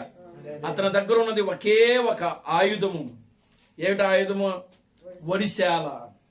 ఆ ఒడిశాలలో ఒక రాయి పెట్టాడు. ఆ ఒడిశాలను గర్ర గర్ర గర్ర తిప్పి ఆ రాయిని విసిరాడంట. విసిరిన వెంటనే ఆ రాయి వెళ్ళి ఆ గొలియాతు యొక్క నొసటి మీద తగిలి ఆ నొసటి మీద ఎప్పుడైతే తగిలిందో వెంటనే బొక్క బోర్ల పడ్డాడంతే గొలియాతు. దేవుడి నామానికి మహిమ కలుగును గాక. హల్లెలూయా. కనుక చూడండి ప్రియులారా, ఎప్పుడైతే బొక్క బోర్ల పడ్డాడో దావీదు పరిగెత్తుకుంటూ వెళ్ళి వాడి యొక్క ఆ శత్రువు యొక్క నడుముకున్నటువంటి ఆ వరలో ఉన్నటువంటి ఆ ఖడ్గాన్ని బయటికి లాగి వాడి యొక్క కత్తితోటి వాడి యొక్క తలను నరికి ఆ తలను జుట్టు పట్టుకొని రాజు సన్నిధికి వెళ్ళాడు. ఎవరి స్వతంత్ర హల్లెలూయా. విశ్వాస వీరుడు దావీదు దేవుని యొక్క విశ్వాసమును ఏ మాత్రము కూడా శంకించకుండగా, దేవుని యొక్క విశ్వాసములో ఏ మాత్రమును అనుమానించకుండగా ఒక విశ్వాస వీరుడు లాగా ప్రియులారా ముందుకు సాగాడు దావీదు. ఈరోజు నీ విశ్వాస యాత్రను నీవు నేను ఎలా ఉన్నాం? ఎలా ఉన్నామండి? వాక్యం వస్తే పట్టుకోగలిగిన విశ్వాసం మనకుందా? దేవునికి స్తోత్రం కలుగును గాక. హల్లెలూయా. దేవుని యొక్క వాక్యాన్ని మనం శంకించకూడదు. ఎందుకంటే వాక్యమే దేవుడై ఉన్నాడు. ఆయన వాక్యమే దేవుడు. కనుక వాక్యాన్ని శంకించినా మనం దేవుని శంకించిన వాళ్ళమే. దేవుడు చెప్పిన వాగ్దానములు ఏవైతే ఉన్నావో వాటిని అనుమానించినా, వాటిని శంకించినా ప్రియులారా గమనించండి, మనము దేవుని శంకించిన వాడమే అవుతాం. దేవుని నామానికి మహిమ కలుగును గాక. హల్లెలూయా. విశ్వాసాన్ని, దేవుడిచ్చినటువంటి వాగ్దానాలను ఏ మాత్రము కూడా ప్రియులారా గమనించండి, మనం శంకించకూడదు, అనుమానించకూడదు. అనుమానమే పాపమని వాక్యం. ఆమేన్. హల్లెలూయా. అనుమానమే పాపము. కనుక ప్రియమైన దేవుని బిడ్డలారా, ఎప్పుడైతే వాగ్దానాలను మనము అనుమానిస్తున్నామో, శంకిస్తున్నామో, అప్పుడే మనం ఏమైపోతున్నాం అంటే దేవునికి దూరం అయిపోతామంట.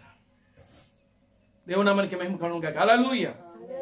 కనుక మనము ఆయన ఇచ్చినటువంటి ఆ వాగ్దానాలు మనము అవిశ్వాసం ఉంచుకుండగా, శంకించుకుండగా ప్రియులారా వాటి యందు విశ్వాసం కలిగి మన ఆత్మీయ జీవితంలో ముందుకు సాగినప్పుడు దేవుడు ఖచ్చితంగా మన పక్షాన నిలబడి ఆయన ఏం చేస్తాడంటే యుద్ధం చేస్తాడు. ఆయన దేవుని నామానికి మహిమ కలుగును గాక. Hallelujah. Glory to God. Hallelujah. చూడండి, ఇక్కడ ఇశ్రాయేలీయులు ప్రియులారా గమనించండి, ఆ యొక్క కానాను దేశము పట్ల వాళ్ళు మంచి సమాచారం తీసుకురావాలి. కానీ దేవుడికి ఆ దేశం మీద ఎలా ఉంది? ఒక మంచి అభిప్రాయం ఉంది. ఆ దేశము ఒక మంచి దేశము. ఆ దేశము పాలు తేనెలు ప్రవహించే దేశం. అది ఆ దేశము మీద యెహోవా కనుదృష్టి సంవత్సరము మొదలుకొని సంవత్సరాంతం వరకు కూడా ఆ దేశం మీదనే ఉండే ఆ దేశం అది. అటువంటి దేశాన్ని దేవుడు వీళ్ళకి ఇస్తూ ఉంటే ఆ దేశాన్ని వీళ్ళు ఏం చేస్తున్నారంటే శంకిస్తున్నారు, అనుమానిస్తున్నారు. ఆ దేశంలో ఉన్న ప్రజలకు భయపడి, ఆ దేశంలో ఉన్నటువంటి ప్రజలకు భయపడి, అక్కడ అంటున్నాడు యెహోషువ అంటున్నాడు, వారికి మీరు భయపడాల్సిన అవసరం లేదు. వారిని ఈ రోజున దేవుడు మీకు ఆహారముగా ఇవ్వబోతున్నాడు. ఇదిగో మీరు దేవుడి మీద తిరుగుబాటు చేయకండి. దేవుని నామానికి మహిమ కలుగును గాక. హల్లెలూయా. ప్రియులారా, దేవుని వాగ్దానాలను, దేవుని యొక్క శక్తిని, దేవుని యొక్క సామర్థ్యమును ప్రియులారా మనము శంకించకుండగా, ప్రియులారా అనుమానించకుండగా మన యొక్క ఆత్మీయ విశ్వాస జీవిత యాత్రలో మనము ముందుకు సాగిపోతూ ఉండాలి. దావీదు ఏ విధంగా అయితే ముందుకు సాగిపోయాడో, దావీదు ఏ విధంగా అయితే తన ఆత్మీయ జీవితంలో అంతకంతకు ఆయన ఎదిగాడో ప్రియులారా మనము కూడా మన యొక్క ఆత్మీయ జీవితంలో అంతకంతకు ప్రియులారా ఎదుగుతూ ఉండాలి. మనము ఎక్కడ కూడా దేవుని కార్యాలను మనం అనుమానించకూడదు. చూడండి, ఆ యొక్క ఈయనున్నాడు అనుకో, ఆయన పేరేంది,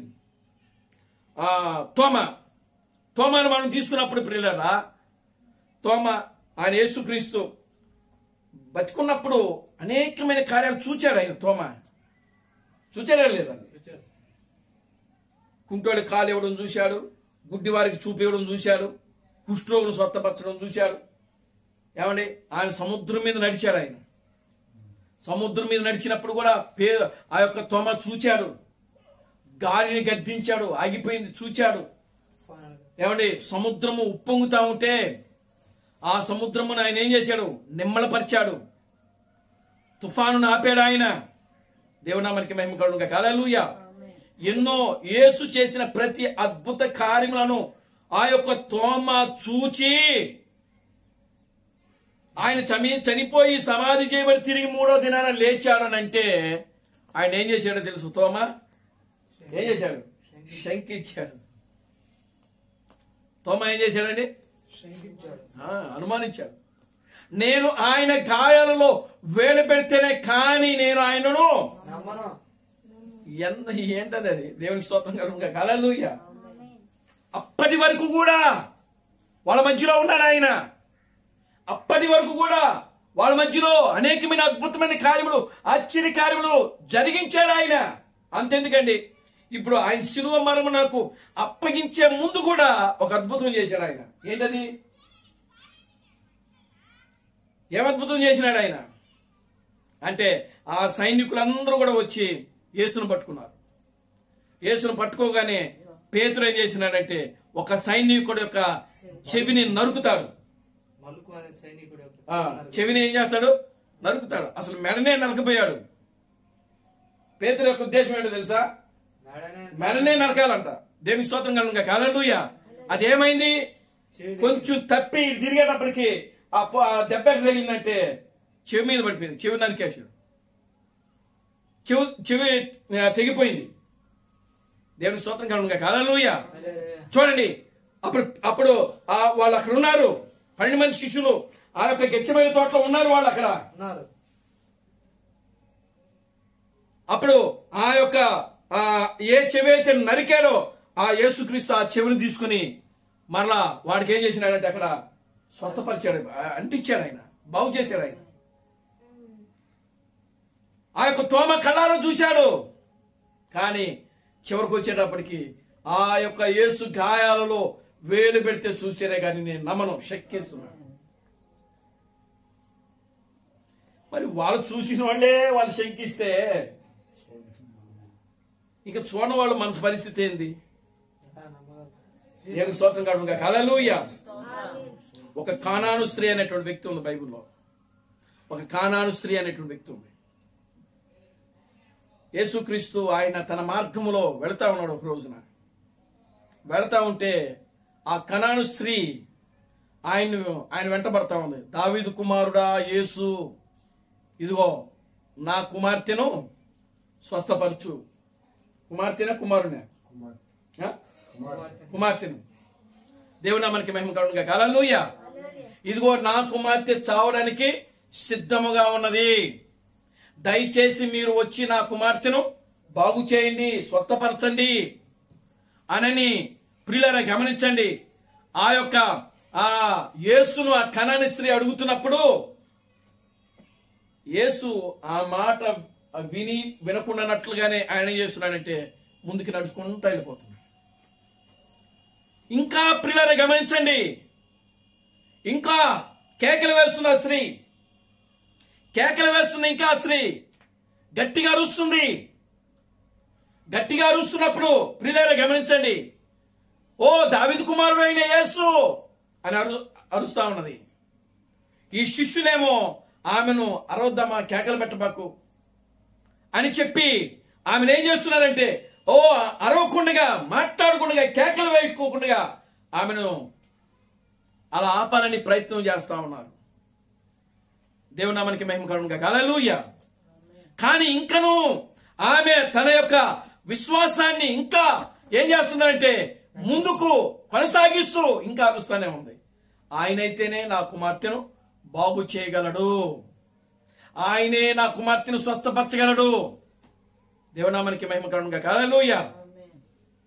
ఓ దావీదు కుమారుడైన యేసు అని కేకడం మొదలు పెడతాం. అప్పుడు యేసు వెంటనే మూడోసారి పిలిచినప్పుడు ఆగాడు ఆయన. అయినప్పుడు ఆమె పరిగెత్తుకుంటూ వచ్చి, అయ్యా నా కుమార్తె చావు బతుకులో ఉంది, ఇదిగో మీరు వచ్చి ఆమెను స్వస్థపరచండి అని అడిగినప్పుడు అప్పుడు ఆయన అంటాడు, ఆయన ఏమంటాడంటే, అమ్మా పిల్లలకు వేయవలసిన రొట్టె ముక్కలు కుక్క పిల్లలకు వేయట యుక్తము కాదు అని చెప్పినప్పుడు పిల్లలు గమనించండి. అప్పుడు ఆ స్త్రీ అంటుంది కదా, ఏమంటుంది అని అంటే, అయ్యా కుక్క పిల్లలైనా సరే తన యజమానుడి యొక్క బల్ల మీద నుండి కింద పడు రొట్టెలైన రొట్టె ముక్కలనైనా సరే ఏరుకుని తింటుంది కదా. దేవునికి స్తోత్రం కలుగును. హల్లెలూయా. ఏమంటుంది ఆ స్త్రీ? అయ్యా కుక్క పిల్లలైనా సరే తన యొక్క యజమానుడు బల్ల మీద నుండి కింద పడు రొట్టె ముక్కలను ఏరుకొని తినును కదా. దేవనామానికి మహిమ కలుగును. హల్లెలూయా. అప్పుడు యేసు ఆమె యొక్క విశ్వాసాన్ని చూచి, ఇశ్రాయేలులోనైనను సరే ఇంతటి విశ్వాసము గల వారిని నేను చూడలేదే. దేవనామానికి మహిమ కలుగును. హల్లెలూయా. ఏమంటున్నాడండి ఆయన? ఇశ్రాయేలులోనైనను సరే ఇంతటి విశ్వాసము గల వారిని నేను చూడలేదు. కనుక ఆమె విశ్వాసం ఎలాంటిదంటే గొప్ప విశ్వాసం. ఆమె విశ్వసించే ఆ విశ్వాసములో ఏమి లేదు, సందేహం లేదు.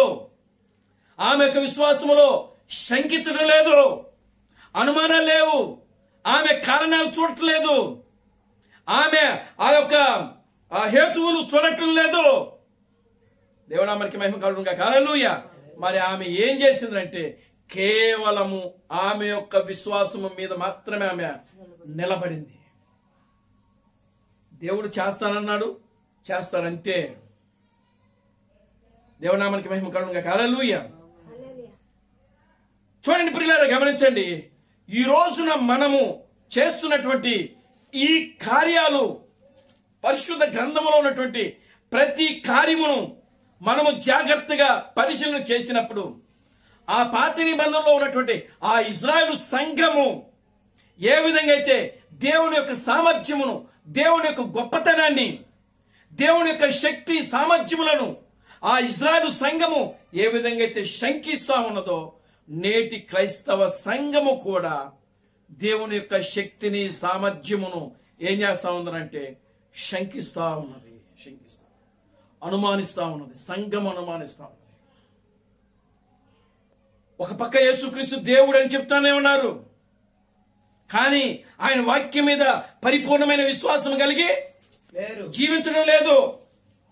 ఓ దేవుడు నిన్ను స్వస్థపరుస్తాడు అని చెప్తున్నారు, కానీ ఆ వాగ్దానం మీద నేటి క్రైస్తవ సంఘం నిలబడుతున్నారంటే నిలబడటం లేదు, శంకిస్తున్నారు. దేవునామానికి మహిమ కలుగును. హల్లెలూయా. చూడండి ప్రియమైన దేవుని బిడ్డలారా, దేవుడు చెప్పిన ప్రతి వాగ్దానాన్ని దేవుడు నెరవేర్చే దేవుడు ఆయన. అటువంటి శక్తి సామర్థ్యములను కలిగిన దేవుడు ఆయన. కనుక ఆయన శక్తిని సామర్థ్యములను ప్రియులారా మనం అనుమానించిన, మనము సందేహించిన, మనము శంకించిన ఆ ఇశ్రాయేలు సంఘానికి ఏ తెగుళ్ళు అయితే వచ్చినాయో సంఘానికి కూడా అదే తెగుళ్ళు వస్తాయి. దేవునామానికి మహిమ కలుగును. హల్లెలూయా. కనుక ఏ మాత్రము కూడా ప్రియులారా దేవుని యొక్క శక్తిని సామర్థ్యమును మనము అనుమానించడానికి వీలే లేదు. దేవునామానికి మహిమ కలుగును. హల్లెలూయా. చూడండి ప్రియమైన దేవుని బిడ్డలారా, గమనించండి. యేసుక్రీస్తు తన యొక్క రెండవ రాకడలో నేను వస్తాను అని చెప్పి వాగ్దానం చేసినటువంటి ఆ దేవుడు ఆ లేఖనాలను ఈ రోజున ఏం చేస్తున్నారంటే శంకిస్తున్నారు, అనుమానిస్తున్నారు. ఈరోజు క్రైస్తవ సంఘము ముఖ్యంగా మరి ఆ రెండవ రాకడకు సంబంధించినటువంటి లేఖనాలు, వాగ్దానాలు దేవుడు ఏదైతే ఇచ్చాడో ప్రియులారా వాటన్నిటిని కూడా ఏం చేస్తున్నారంటే అనుమానిస్తున్నారు, శంకిస్తున్నారు. వాడు ఎందుకు అనంటే ఆ వాగ్దానం మీద నమ్మకాలు లేవు. ఒక పాస్టర్ గారు అన్నారు, ఏమండి యేసుక్రీస్తు రెండవ రాకడలో వస్తానన్నాడు కదా, ఎప్పుడు వస్తాడు అయ్యా, ఎలా వస్తాడని అడిగితే ఆయన వస్తే ఉంది, రాకపోతే మనకేముందండి దేవునికి స్తోత్రం కలుగునుగా. హల్లెలూయా. ఏమంటున్నాడు పాస్టర్ గారు?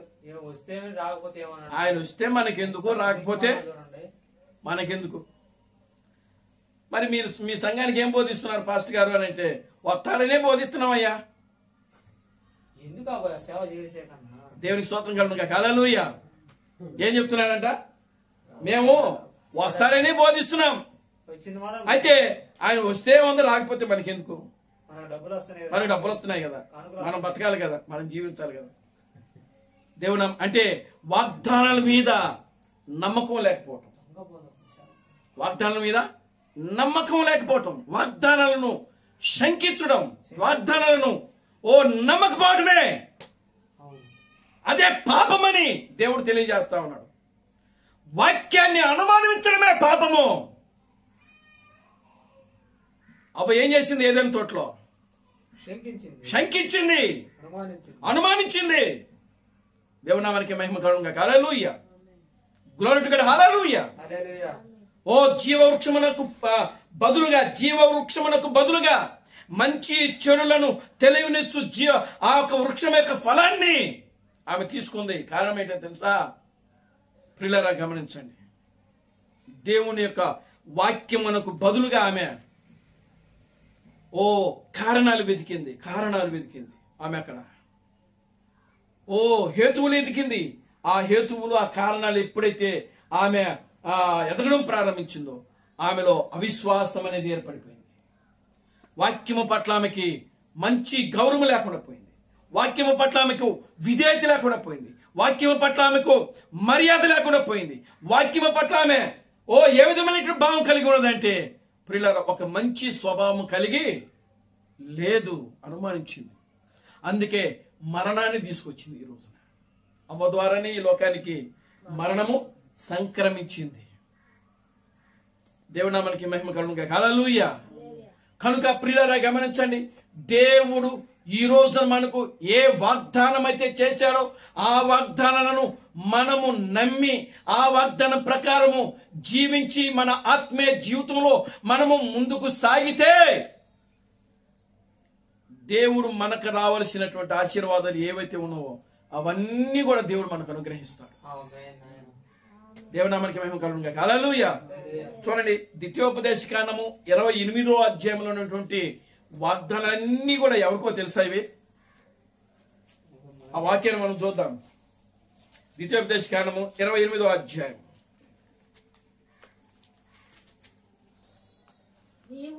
నీవు నీ దేవుడైన యెహోవా మాట శ్రద్ధగా విని నేడు నేను నీకు ఆజ్ఞాపించుచున్న ఆయన ఆజ్ఞలన్నిటినీ అనుసరించి నడుచుకుని ఎడల నీ దేవుడైన యెహోవా భూమి మీదనున్న సమస్త జనముల కంటే నిన్ను హెచ్చించును. ఈ దీవెనల నీవు నీ మీదకు వచ్చి ప్రాప్తించును.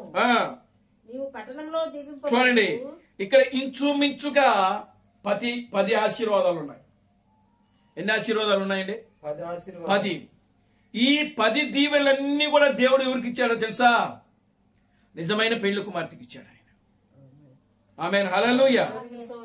మీరు తర్వాత చదువుకోండి ఆ యొక్క అధ్యాయం అంతా కూడా. దేవునామానికి మహిమ కలుగునుగా. హల్లెలూయా. 15వ వచనం ఒకసారి చదవండి. నేడు నీకు ఆజ్ఞాపించు. నేడు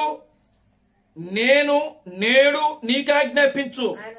ఆయన సమస్తమైన ఆజ్ఞలను కట్టడలను నీవు అనుసరించి నడుచుకొనవలెనని నీ దేవుడని యెహోవా సెలవిచ్చిన మాట వినని ఎడల ఈ శాపములన్నీ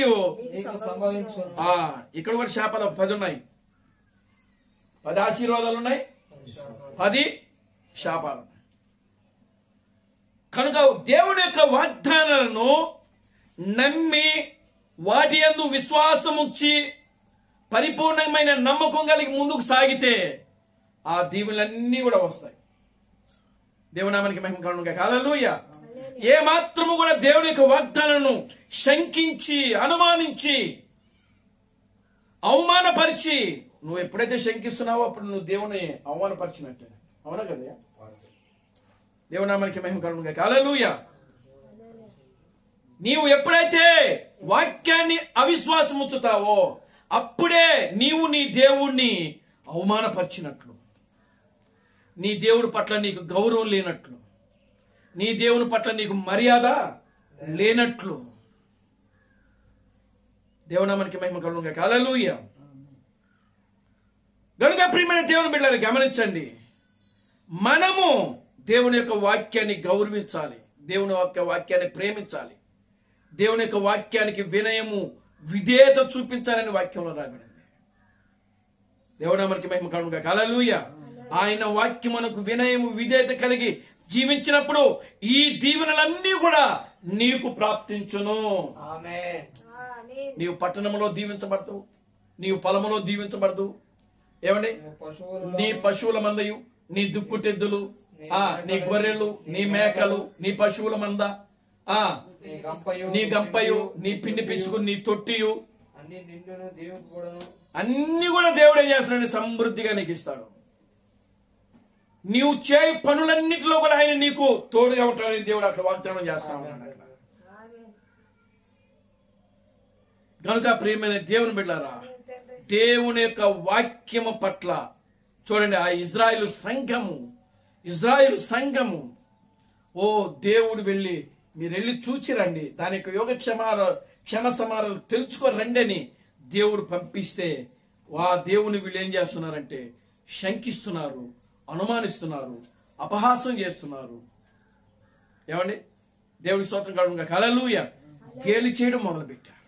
ఓ మనము వాళ్ళని జయించలేము, వాళ్ళు మనకంటే బలవంతులు, మనకంటే హైట్ ఉన్నారు, ఓ వాళ్ళు ఇది వాళ్ళు అది అని చెప్పి ఆ దేశంలో ఉన్న శత్రువులు పొగొడుతున్నారు. వాళ్ళు ఏమని ఆ దేశంలో ఉన్న శత్రువులను పొగడుతూ మొదలుపెట్టారు. ఏ దేవుడైతే వాడిని ఐగుప్తు దాసత్వం నుండి బానిసత్వం నుండి విడిపించారో ఆ దేవుని యొక్క గొప్పతనాన్ని, శక్తిని, సామర్థ్యమును పొగడడానికి బదులుగా శత్రు యొక్క శక్తి సామర్థ్యమును పొగుడుతున్నారు వీళ్ళు. చూసారా? దేవుని నామానికి మహిమ కలుగును గాక. హల్లెలూయా. ఎంత ఘోరం అండి అది! దేవునికి ఎంత అవమానం అది! దేవుని నామానికి మహిమ కలుగును గాక. హల్లెలూయా. మనము ఎట్టి పరిస్థితుల్లో కూడా ఆ దారిలోకి వెళ్ళకూడదు. దేవుని నామానికి మహిమ కలుగును గాక. Hallelujah. Glory to God. Hallelujah. మనకు ఉన్నా లేకపోయినా సరే, మన పస్తులున్నా సరే, మనం శ్రమలు వచ్చినా, శోధనలు వచ్చినా, ఇరుకులు ఇబ్బందులు వచ్చినా సరే, మన జీవితంలో వాక్యమును ఎట్టి పరిస్థితుల్లో అనుమానించకూడదు, అవమానపరచకూడదు, గేలి చేయకూడదు, అపహాసం చేయకూడదు, శంకించకూడదు. దేవునామానికి మహిమ కలుగును గాక. హల్లెలూయా. కనుక ప్రియమైన దేవుని బిడ్డలారా, వాక్యము పక్షమున మనం నిలబడాలి ఈ కాలం. ఆమేన్. హల్లెలూయా. ఈ చివరి కాలంలో దేవుడు ఆయన సంఘమునికి ఇచ్చినటువంటి వాగ్దానాలు, అనేకమైన వాగ్దానాలు ఉన్నాయి. ఆమేన్. హల్లెలూయా. ఏమిటా వాగ్దానాలు? ఇదిగో నేను మరలా మనిషి కుమారుడుగా ప్రత్యక్షమవుతానని దేవుడు వాగ్దానం చేశాడు. లూకాసు వార్త 17వ అధ్యాయము 26 నుంచి 30 వరకు మనం చదివితే మనిషి కుమారుడు దినాలు మరలా మొదలు పెడతానని చెప్పాడు ఆయన. ఆమేన్. హల్లెలూయా. అది ఒక సంఘానికి దేవుడు ఇచ్చినటువంటి గొప్ప వాగ్దానం. అది 24వ అధ్యాయంలో మనం గమనించినట్లయితే ఇదిగో మెరుపు తూర్పును పుట్టి పడమరకు ఎలాగూ వ్యాపించునో మనిషి కుమారుడు యొక్క రాకరియు ఆ విధంగా ఉండునని దేవుడు వాగ్దానం చేశాడు ఆయన. దేవుని నామానికి మహిమ కలుగును గాక. హల్లెలూయా. నేను ఆయన రాకల్లో దొంగ వలె వస్తానని దేవుడు వాగ్దానం చేశాడు. ఆయన పెండ్లి కుమారుడుగా వస్తానని మత్తయి సువార్త 25వ అధ్యాయంలో ఆయన వాగ్దానం చేశాడు ఆయన. దేవుని నామానికి మహిమ కలుగును గాక. హల్లెలూయా. ఆయన మేఘారుడై వస్తానని వాగ్దానం చేసిన దేవుడు ఆయన. ప్రియులారా, తన రెండవ రాకడలో ఏ వాగ్దానం అయితే చేశాడో ఆ వాగ్దానాలన్నీ కూడా మనం ఏం చేయాలంటే వాటి మీద విశ్వాసము కలిగి జీవించాలి. ఆమేన్. హల్లెలూయా. మనకు అర్థం కాకపోతే వదిలేయాలంతే, కానీ వాటిని అనుమానం చేయకూడదు, వాటిని అనుమానించకూడదు, వాటిని అపహాసం చేయకూడదు, వాటిని శంకించకూడదు. దేవుని స్తోత్రం కలుగును గాక. హల్లెలూయా. ఈరోజు క్రైస్తవ సంఘంలో ఉన్నటువంటి పాస్టర్లు ఏం చేస్తున్నారు? అనుమానిస్తున్నారు, శంకిస్తున్నారు వాక్యాన్ని. సౌలులాగా ఎక్కువ అదే అయిపోయింది, ఎక్కువగా అదే అయిపోయింది. దేవునామానికి మహిమ కలుగును గాక. హల్లెలూయా. చూడండి, ఇప్పుడు అక్కడ ఆ వాగ్దానం మనం గమనించినప్పుడు బయలుదేరింది ఎంతమంది? 12 మంది. 12 మంది బయలుదేరారు. ఎంతమంది గోత్రికుల కర్తలు? ఎంతమంది? 12 మంది. 12 గోత్రాలు. 12 గోత్రాల్లో ఒక్కొక్క గోత్రానికి ఒక్కనే తీసుకున్నారు. ఒక్కనే తీసుకున్నారు. వెళ్ళింది 12 మంది వెళ్ళారు. కానీ ఆ ప్రజలను మనం జయించగలము, ఆ ప్రజలను మనం ఓడించగలము, వాళ్ళు మన దేవుని ముందు వాళ్ళు ఓడిపోతారు అని చెప్పింది ఎంతమంది అంటే ఇద్దరే, యెహోషువ కాలేబు. మిగతా 10 మంది ఏం చేసినారు? తిరుగుబాటు చేశారు, శంకించారు. దేవుడు ఒక వాక్యాన్ని కూడా. అంటే ఇక్కడ ఇద్దరు ఉన్నారు, అవతల వైపు ఎంతమంది ఉన్నారు? 10 మంది ఉన్నారు. అంటే ఇక్కడ మాత్రము ఒక చిన్న అతి స్వల్ప సంఖ్య. ఎంత సంఖ్య అంటే ఇద్దరే. ఎంత సంఖ్య? ఎంత? ఇద్దరే. అవతల సంఖ్య ఎంత? 10 మంది. దేవుని స్తోత్రం. హల్లెలూయా. ఇప్పుడు ఈ ఇద్దరు చెప్పే మాట వింటారా, లేకపోతే 10 మంది చెప్పే మాట వింటారా ప్రజలు? దేవునికి స్తోత్రం కలుగును గాక. ఇప్పుడు లోకం కూడా ఆ విధంగానే ఉంది. మనం చెప్పేది ఎండ్రో ఇంకా ఛాన్స్ ఇవ్వడం. మనిద్దరం చెప్పేది రెండోదా. దేవునికి స్తోత్రం కలుగును గాక. హల్లెలూయా. ప్రజలు ఆ రోజు అదే చేశారు. యెహోషువ కాలేబుల మాటలు ఎవరు వినట్లేదు. అక్కడ వినలే అసలు. వినకపోగా పైగా ఏం చేస్తున్నారు? వారిని రాళ్లతో కొట్టి చంపుతారు. తిరుగుబాటు చేశారు. ఈరోజు క్రైస్తవ సంఘములో కూడా జరుగుతున్న కార్యం ఏంటంటే ఇదే జరుగుతుంది. దేవునామానికి మహిమ కలుగును గాక. హల్లెలూయా. ఇప్పుడు రాకడ జరిగిందని అక్కడ ఎంతమంది చెప్తున్నారంటే ఇద్దరే చెప్తున్నారు. దేవునికి స్తోత్రం కలుగును గాక. హల్లెలూయా. ఇప్పుడు క్రైస్తవ సంఘాలు ఎన్ని ఉన్నాయి? కొన్ని వందలు ఉన్నాయి ఇక్కడ. కానీ ప్రియులారా గమనించండి, ఆ యొక్క 100లో పోనీ ఆ 100 మంది ఒకే సిద్ధాంతం కలిగి ఉన్నారా అని అంటే అవి కూడా లేవు. ఒకరి సిద్ధాంతం అంటే ఒకరికి పడదు, ఒకరి విశ్వాసం అంటే ఇంకొకరికి పడదు.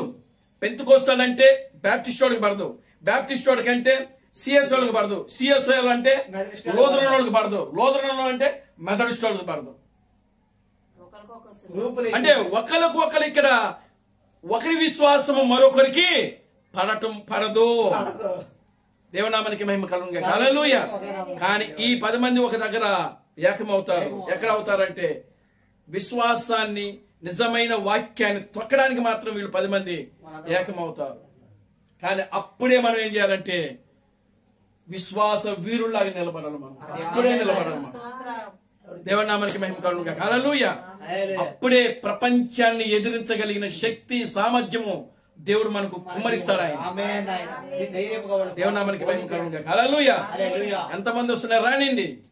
క్రీస్తు ప్రణాళిక చెప్తున్నాడు, ప్రపంచమంతా ఏకమైనా సరే ఆ చిన్న గుంపును కదిలించలేరని చెప్తున్నాడు. ఆమేన్. హల్లెలూయా. ప్రపంచం అంటే ఎన్ని దేశాలు? 2000 దేశాలు ఏకమైన సరే ఆ చిన్న మందను వాళ్ళు కదిలించలేరు. చిన్న మంద భయపడుకురని దేవుడు యోహాను సువార్త ఆ యొక్క ఆఖరి అధ్యాయంలో మాట్లాడుతూ ఉన్నాడు. ఆయన దేవునామానికి మహిమ కలుగును గాక. హల్లెలూయా. కనుక ప్రియమైన దేవుని బిడ్డలారా గమనించండి, ప్రపంచమంతా ఏకమై వచ్చినా సరే ఆ చిన్న మందను వాళ్ళు కదిలించలేరు. ఎందుకంటే ఆ చిన్న మందలో ఉన్నది ఎవరో కాదు, జీవము కలిగిన ప్రభు అయిన క్రీస్తు బ్రహ్మము వాళ్ళలో దాగి ఉన్నాడు. ఆయన దావీదులో దేవుడు దాగి ఉన్నాడు. ఆయన అందుకే దావీదును గొలియాతు జయించలేకపోయాడు, దావీదును గొలియాతు చంపలేకపోయాడు. కారణం దావీదులో ఉన్న దేవుడు గొప్పవాడు. ఈ రోజు మనలో ఉన్న దేవుడు గొప్పవాడు. ఈ రోజు నీలో నాలో ఉన్నటువంటి దేవుడు గొప్ప దేవుడు. లోకములో ఉన్నవాడి కంటే దేవునామానికి మహిమ కలుగును గాక. హల్లెలూయా. ఆ రోజు ఆ యొక్క యెహోషువ కాలేబులో ఉన్న దేవుడు, మోషేలో ఉన్న దేవుడు, దావీదులో ఉన్న దేవుడు ప్రియమైన దేవుని బిడ్డలారా, అదే దేవుడు ఈ చివరి దినాల్లో నీలో నాలో ఆయన దాగి ఉన్నాడు. అతి సామాన్యుడిగా.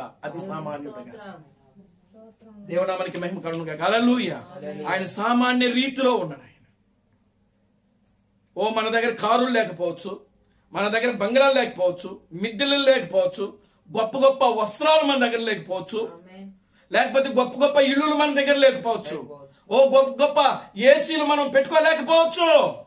కానీ వాటికంటే గొప్పది, విలువైనది, శక్తి సామర్థ్యం కలిగినటువంటి దేవుని యొక్క వాక్యం మన దగ్గర ఉన్నది ఈ రోజున. ఆమేన్. హల్లెలూయా. హల్లెలూయా. మనల్ని జీవింపచేసేది దేవుని యొక్క వాక్యం మాత్రమే. మనను బ్రతికించేది దేవుని యొక్క వాక్యం మాత్రమే. మనలో ఉన్న ప్రతి రోగము, ప్రతి బలహీనత, ప్రతి కీడులు, ప్రతి శోధనలు మనలో నుంచి బయటకు పారదోలది దేవుని యొక్క వాక్యమే. ఆ వాక్యము పట్ల మనము విశ్వాసము కలిగి జీవించాలి. శంకించబాకండి. వాక్యాన్ని శంకించబాకండి. నమ్మకపోతే నమ్మబాకండి, పక్కకి వెళ్ళిపోండి. అంతేగాని వాక్యాన్ని మాత్రం శంకించకూడదు. దేవునామానికి మహిమ కలుగునుగా. హల్లెలూయా. ప్రియమైన దేవుని బిడ్డలారా, దేవుని యొక్క గొప్పతనాన్ని, దేవుని యొక్క శక్తి సామర్థ్యము, దేవునామానికి మహిమ కలుగునుగా. హల్లెలూయా. యేసుక్రీస్తు తిరిగి లేచిన తర్వాత ఆయన ఆ సమాధి చుట్టూ 4 కాపలాలను పెట్టారు. ఎక్కడ? ఆ సమాధి దగ్గర. యేసుక్రీస్తు ఎప్పుడైతే తిరిగి లేస్తున్నాడో ఆ సమాధి మీద వేయబడినటువంటి రాయి, ఆ బంధకాలన్నీ కూడా తెగిపోయి, సంఖ్యలు అది కట్టేస్తారు కదా, చేతులతో కట్టేస్తారు కదా, అవన్నీ తెగిపోయి ఆ రాయి ఏమైపోతుందంటే తనంతట తాను అదే పక్కకి వెళ్ళిపోద్ది. ఆ రాయిని ఎవరు దొర్లించరు, పొర్లించరు. దాన్ని పొర్లించే శక్తి సామర్థ్యం కూడా వాళ్ళకి ఉండదు. కానీ ఆ రాయి ఎప్పుడైతే తిరిగి లేస్తాడో ఆ ప్రభువు, అప్పుడు రాయి తనంతట తాను అదే ఏమైపోతుందంటే పక్కకి వెళ్ళిపోద్ది. అప్పుడు యేసుక్రీస్తు బయటకు వస్తాడు. ఎప్పుడైతే ఆయన తిరిగి లేస్తాడో అక్కడ కాపలా ఉన్నటువంటి ఆ సైనికులు ఏమైపోతారంటే మోర్చల్లి పడిపోతారు. దేవునికి స్తోత్రం కలుగునుగా. హల్లెలూయా. ఏమైపోతారు? మోర్చ వచ్చి పడిపోతారు. వాళ్ళు కొంతసేపటికి మళ్ళా సృగొచ్చి లెగుస్తారు. లెగిసి ప్రధాన అధికారుల దగ్గరికి వెళ్ళి, ఏం జరిగిందంటే, ఇంకేముందండి, మేము చూస్తూ ఉండగానే రాయి పక్కకి వెళ్ళిపోయింది, యేసుక్రీస్తు బయటకు వచ్చాడని చెప్పారు. వాళ్ళు శంకించాలి అక్కడ. దేవుని స్తోత్రం చెప్పండి. హల్లెలూయా. ఆమేన్. హల్లెలూయా. ఆయన శక్తి, ఆయన సామర్థ్యమును వాళ్ళు చూచినట్టుగా ఆ యొక్క శాస్త్రులకి, పరిశీలకు, సద్దుకాయలకు వివరిస్తా ఉంటే వాళ్ళ కోటగొర్రెలు ఎక్కడ కూలిపోతాయని చెప్పి కొంత డబ్బు వాళ్ళకి ఏం చేస్తున్నారంటే అంటగడుతూ ఉన్నారు. అక్కడ అబద్ధం చెప్పమని చెప్తున్నారు. ఆయన తిరిగి లెగలేదని చెప్పమంటున్నారు. దేవునికి స్తోత్రం కలుగునుగా. హల్లెలూయా. అప్పుడు వాళ్ళు అంటున్నారు, మేము చెప్పాం. Amen. Hallelujah. Glory to God. Hallelujah. చూడండి ప్రియమైన దేవుని బిడ్డారా, ఆ సైనికులు, ఆ కాపలా వాళ్ళు తిరిగి లేచినప్పుడు ఆయన శక్తి, ఆయన యొక్క బలము, సామర్థ్యం ఎలాంటిదో వాళ్ళు చూచారు అక్కడ. దేవుని నామానికి మహిమ కలుగునుగా. హల్లెలూయా. చదవండి ఒకసారి. తీశారా? ఉందా? మత్తయి సువార్త 29వ అధ్యాయము. చదవండి. అప్పుడు వారు ఆ ద్రవ్యం తీసుకొని తమకు బోధింపబడిన ప్రకారము చేసిరి.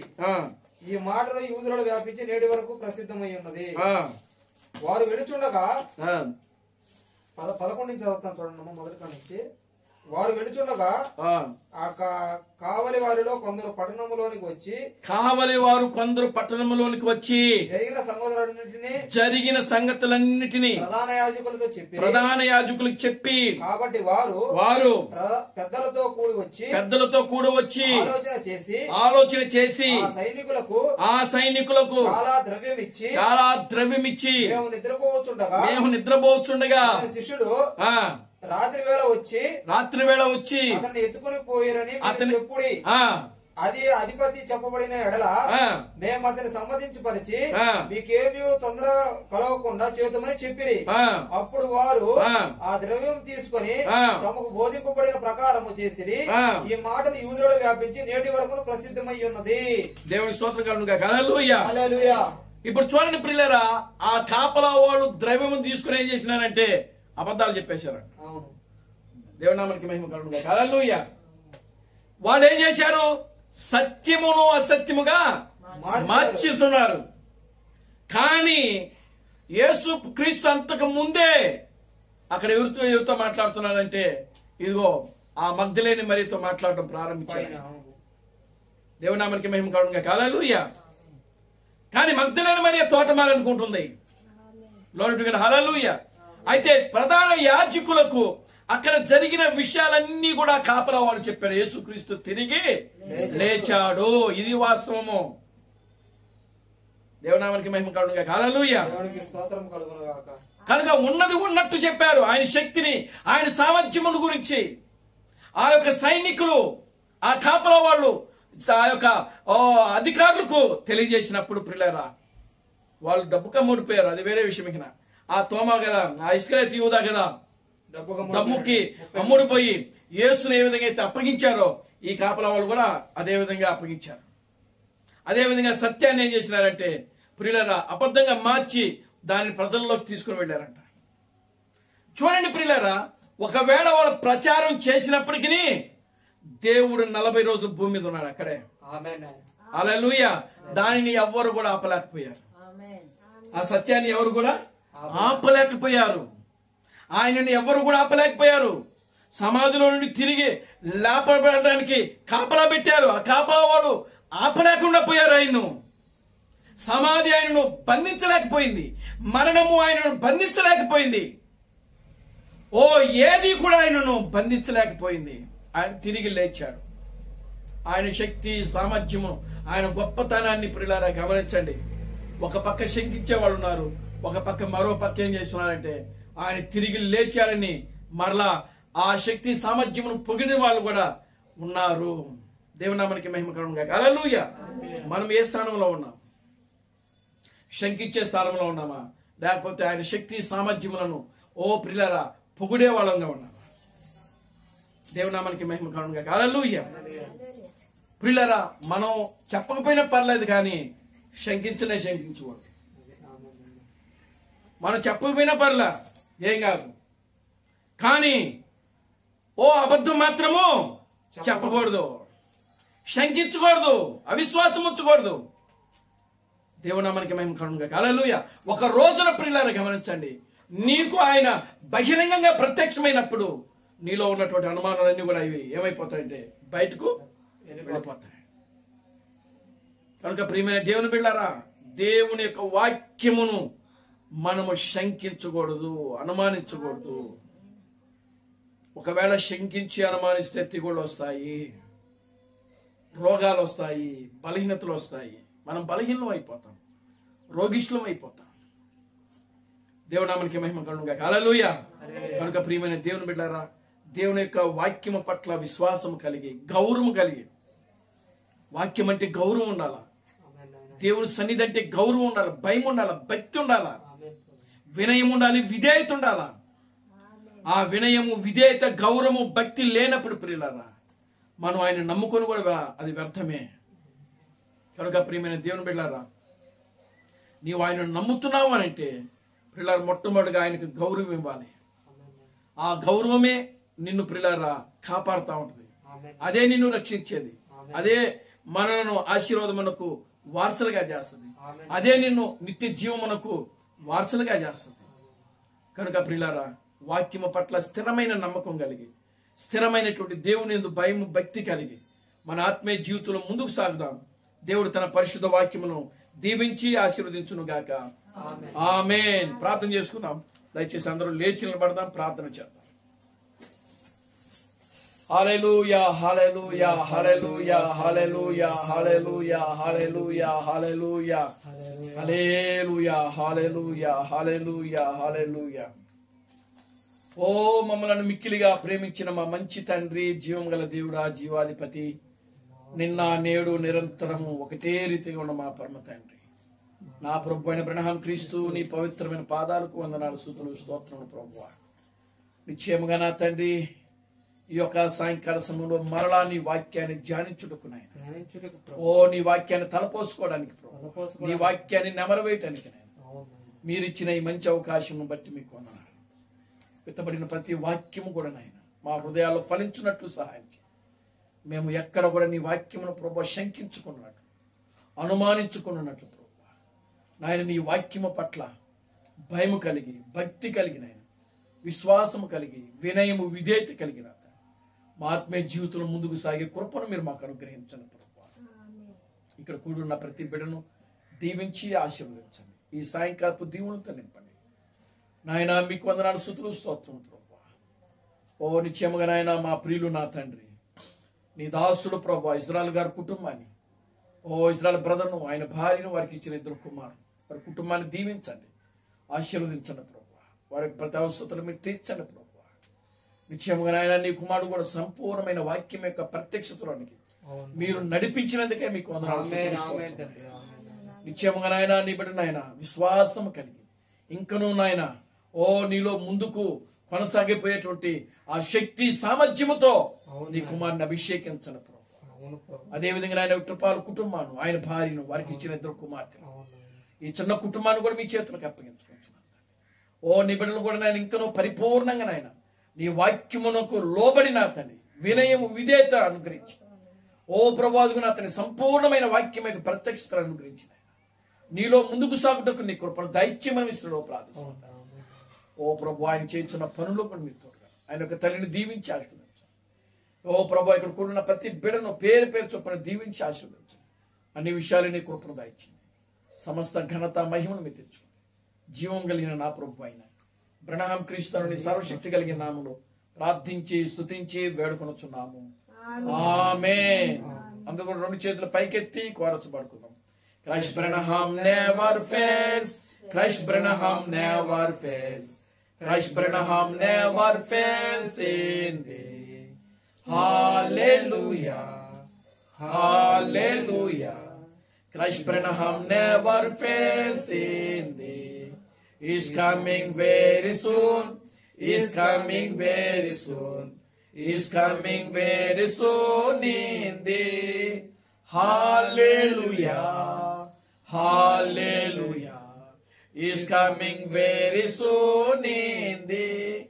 నా ప్రాణమా ప్రభును స్తుతించుము, నా అంతరము సమస్తమైన పరిశుద్ధ నామమును స్తుతించుము. నా ప్రాణమా ప్రభును స్తుతించుము.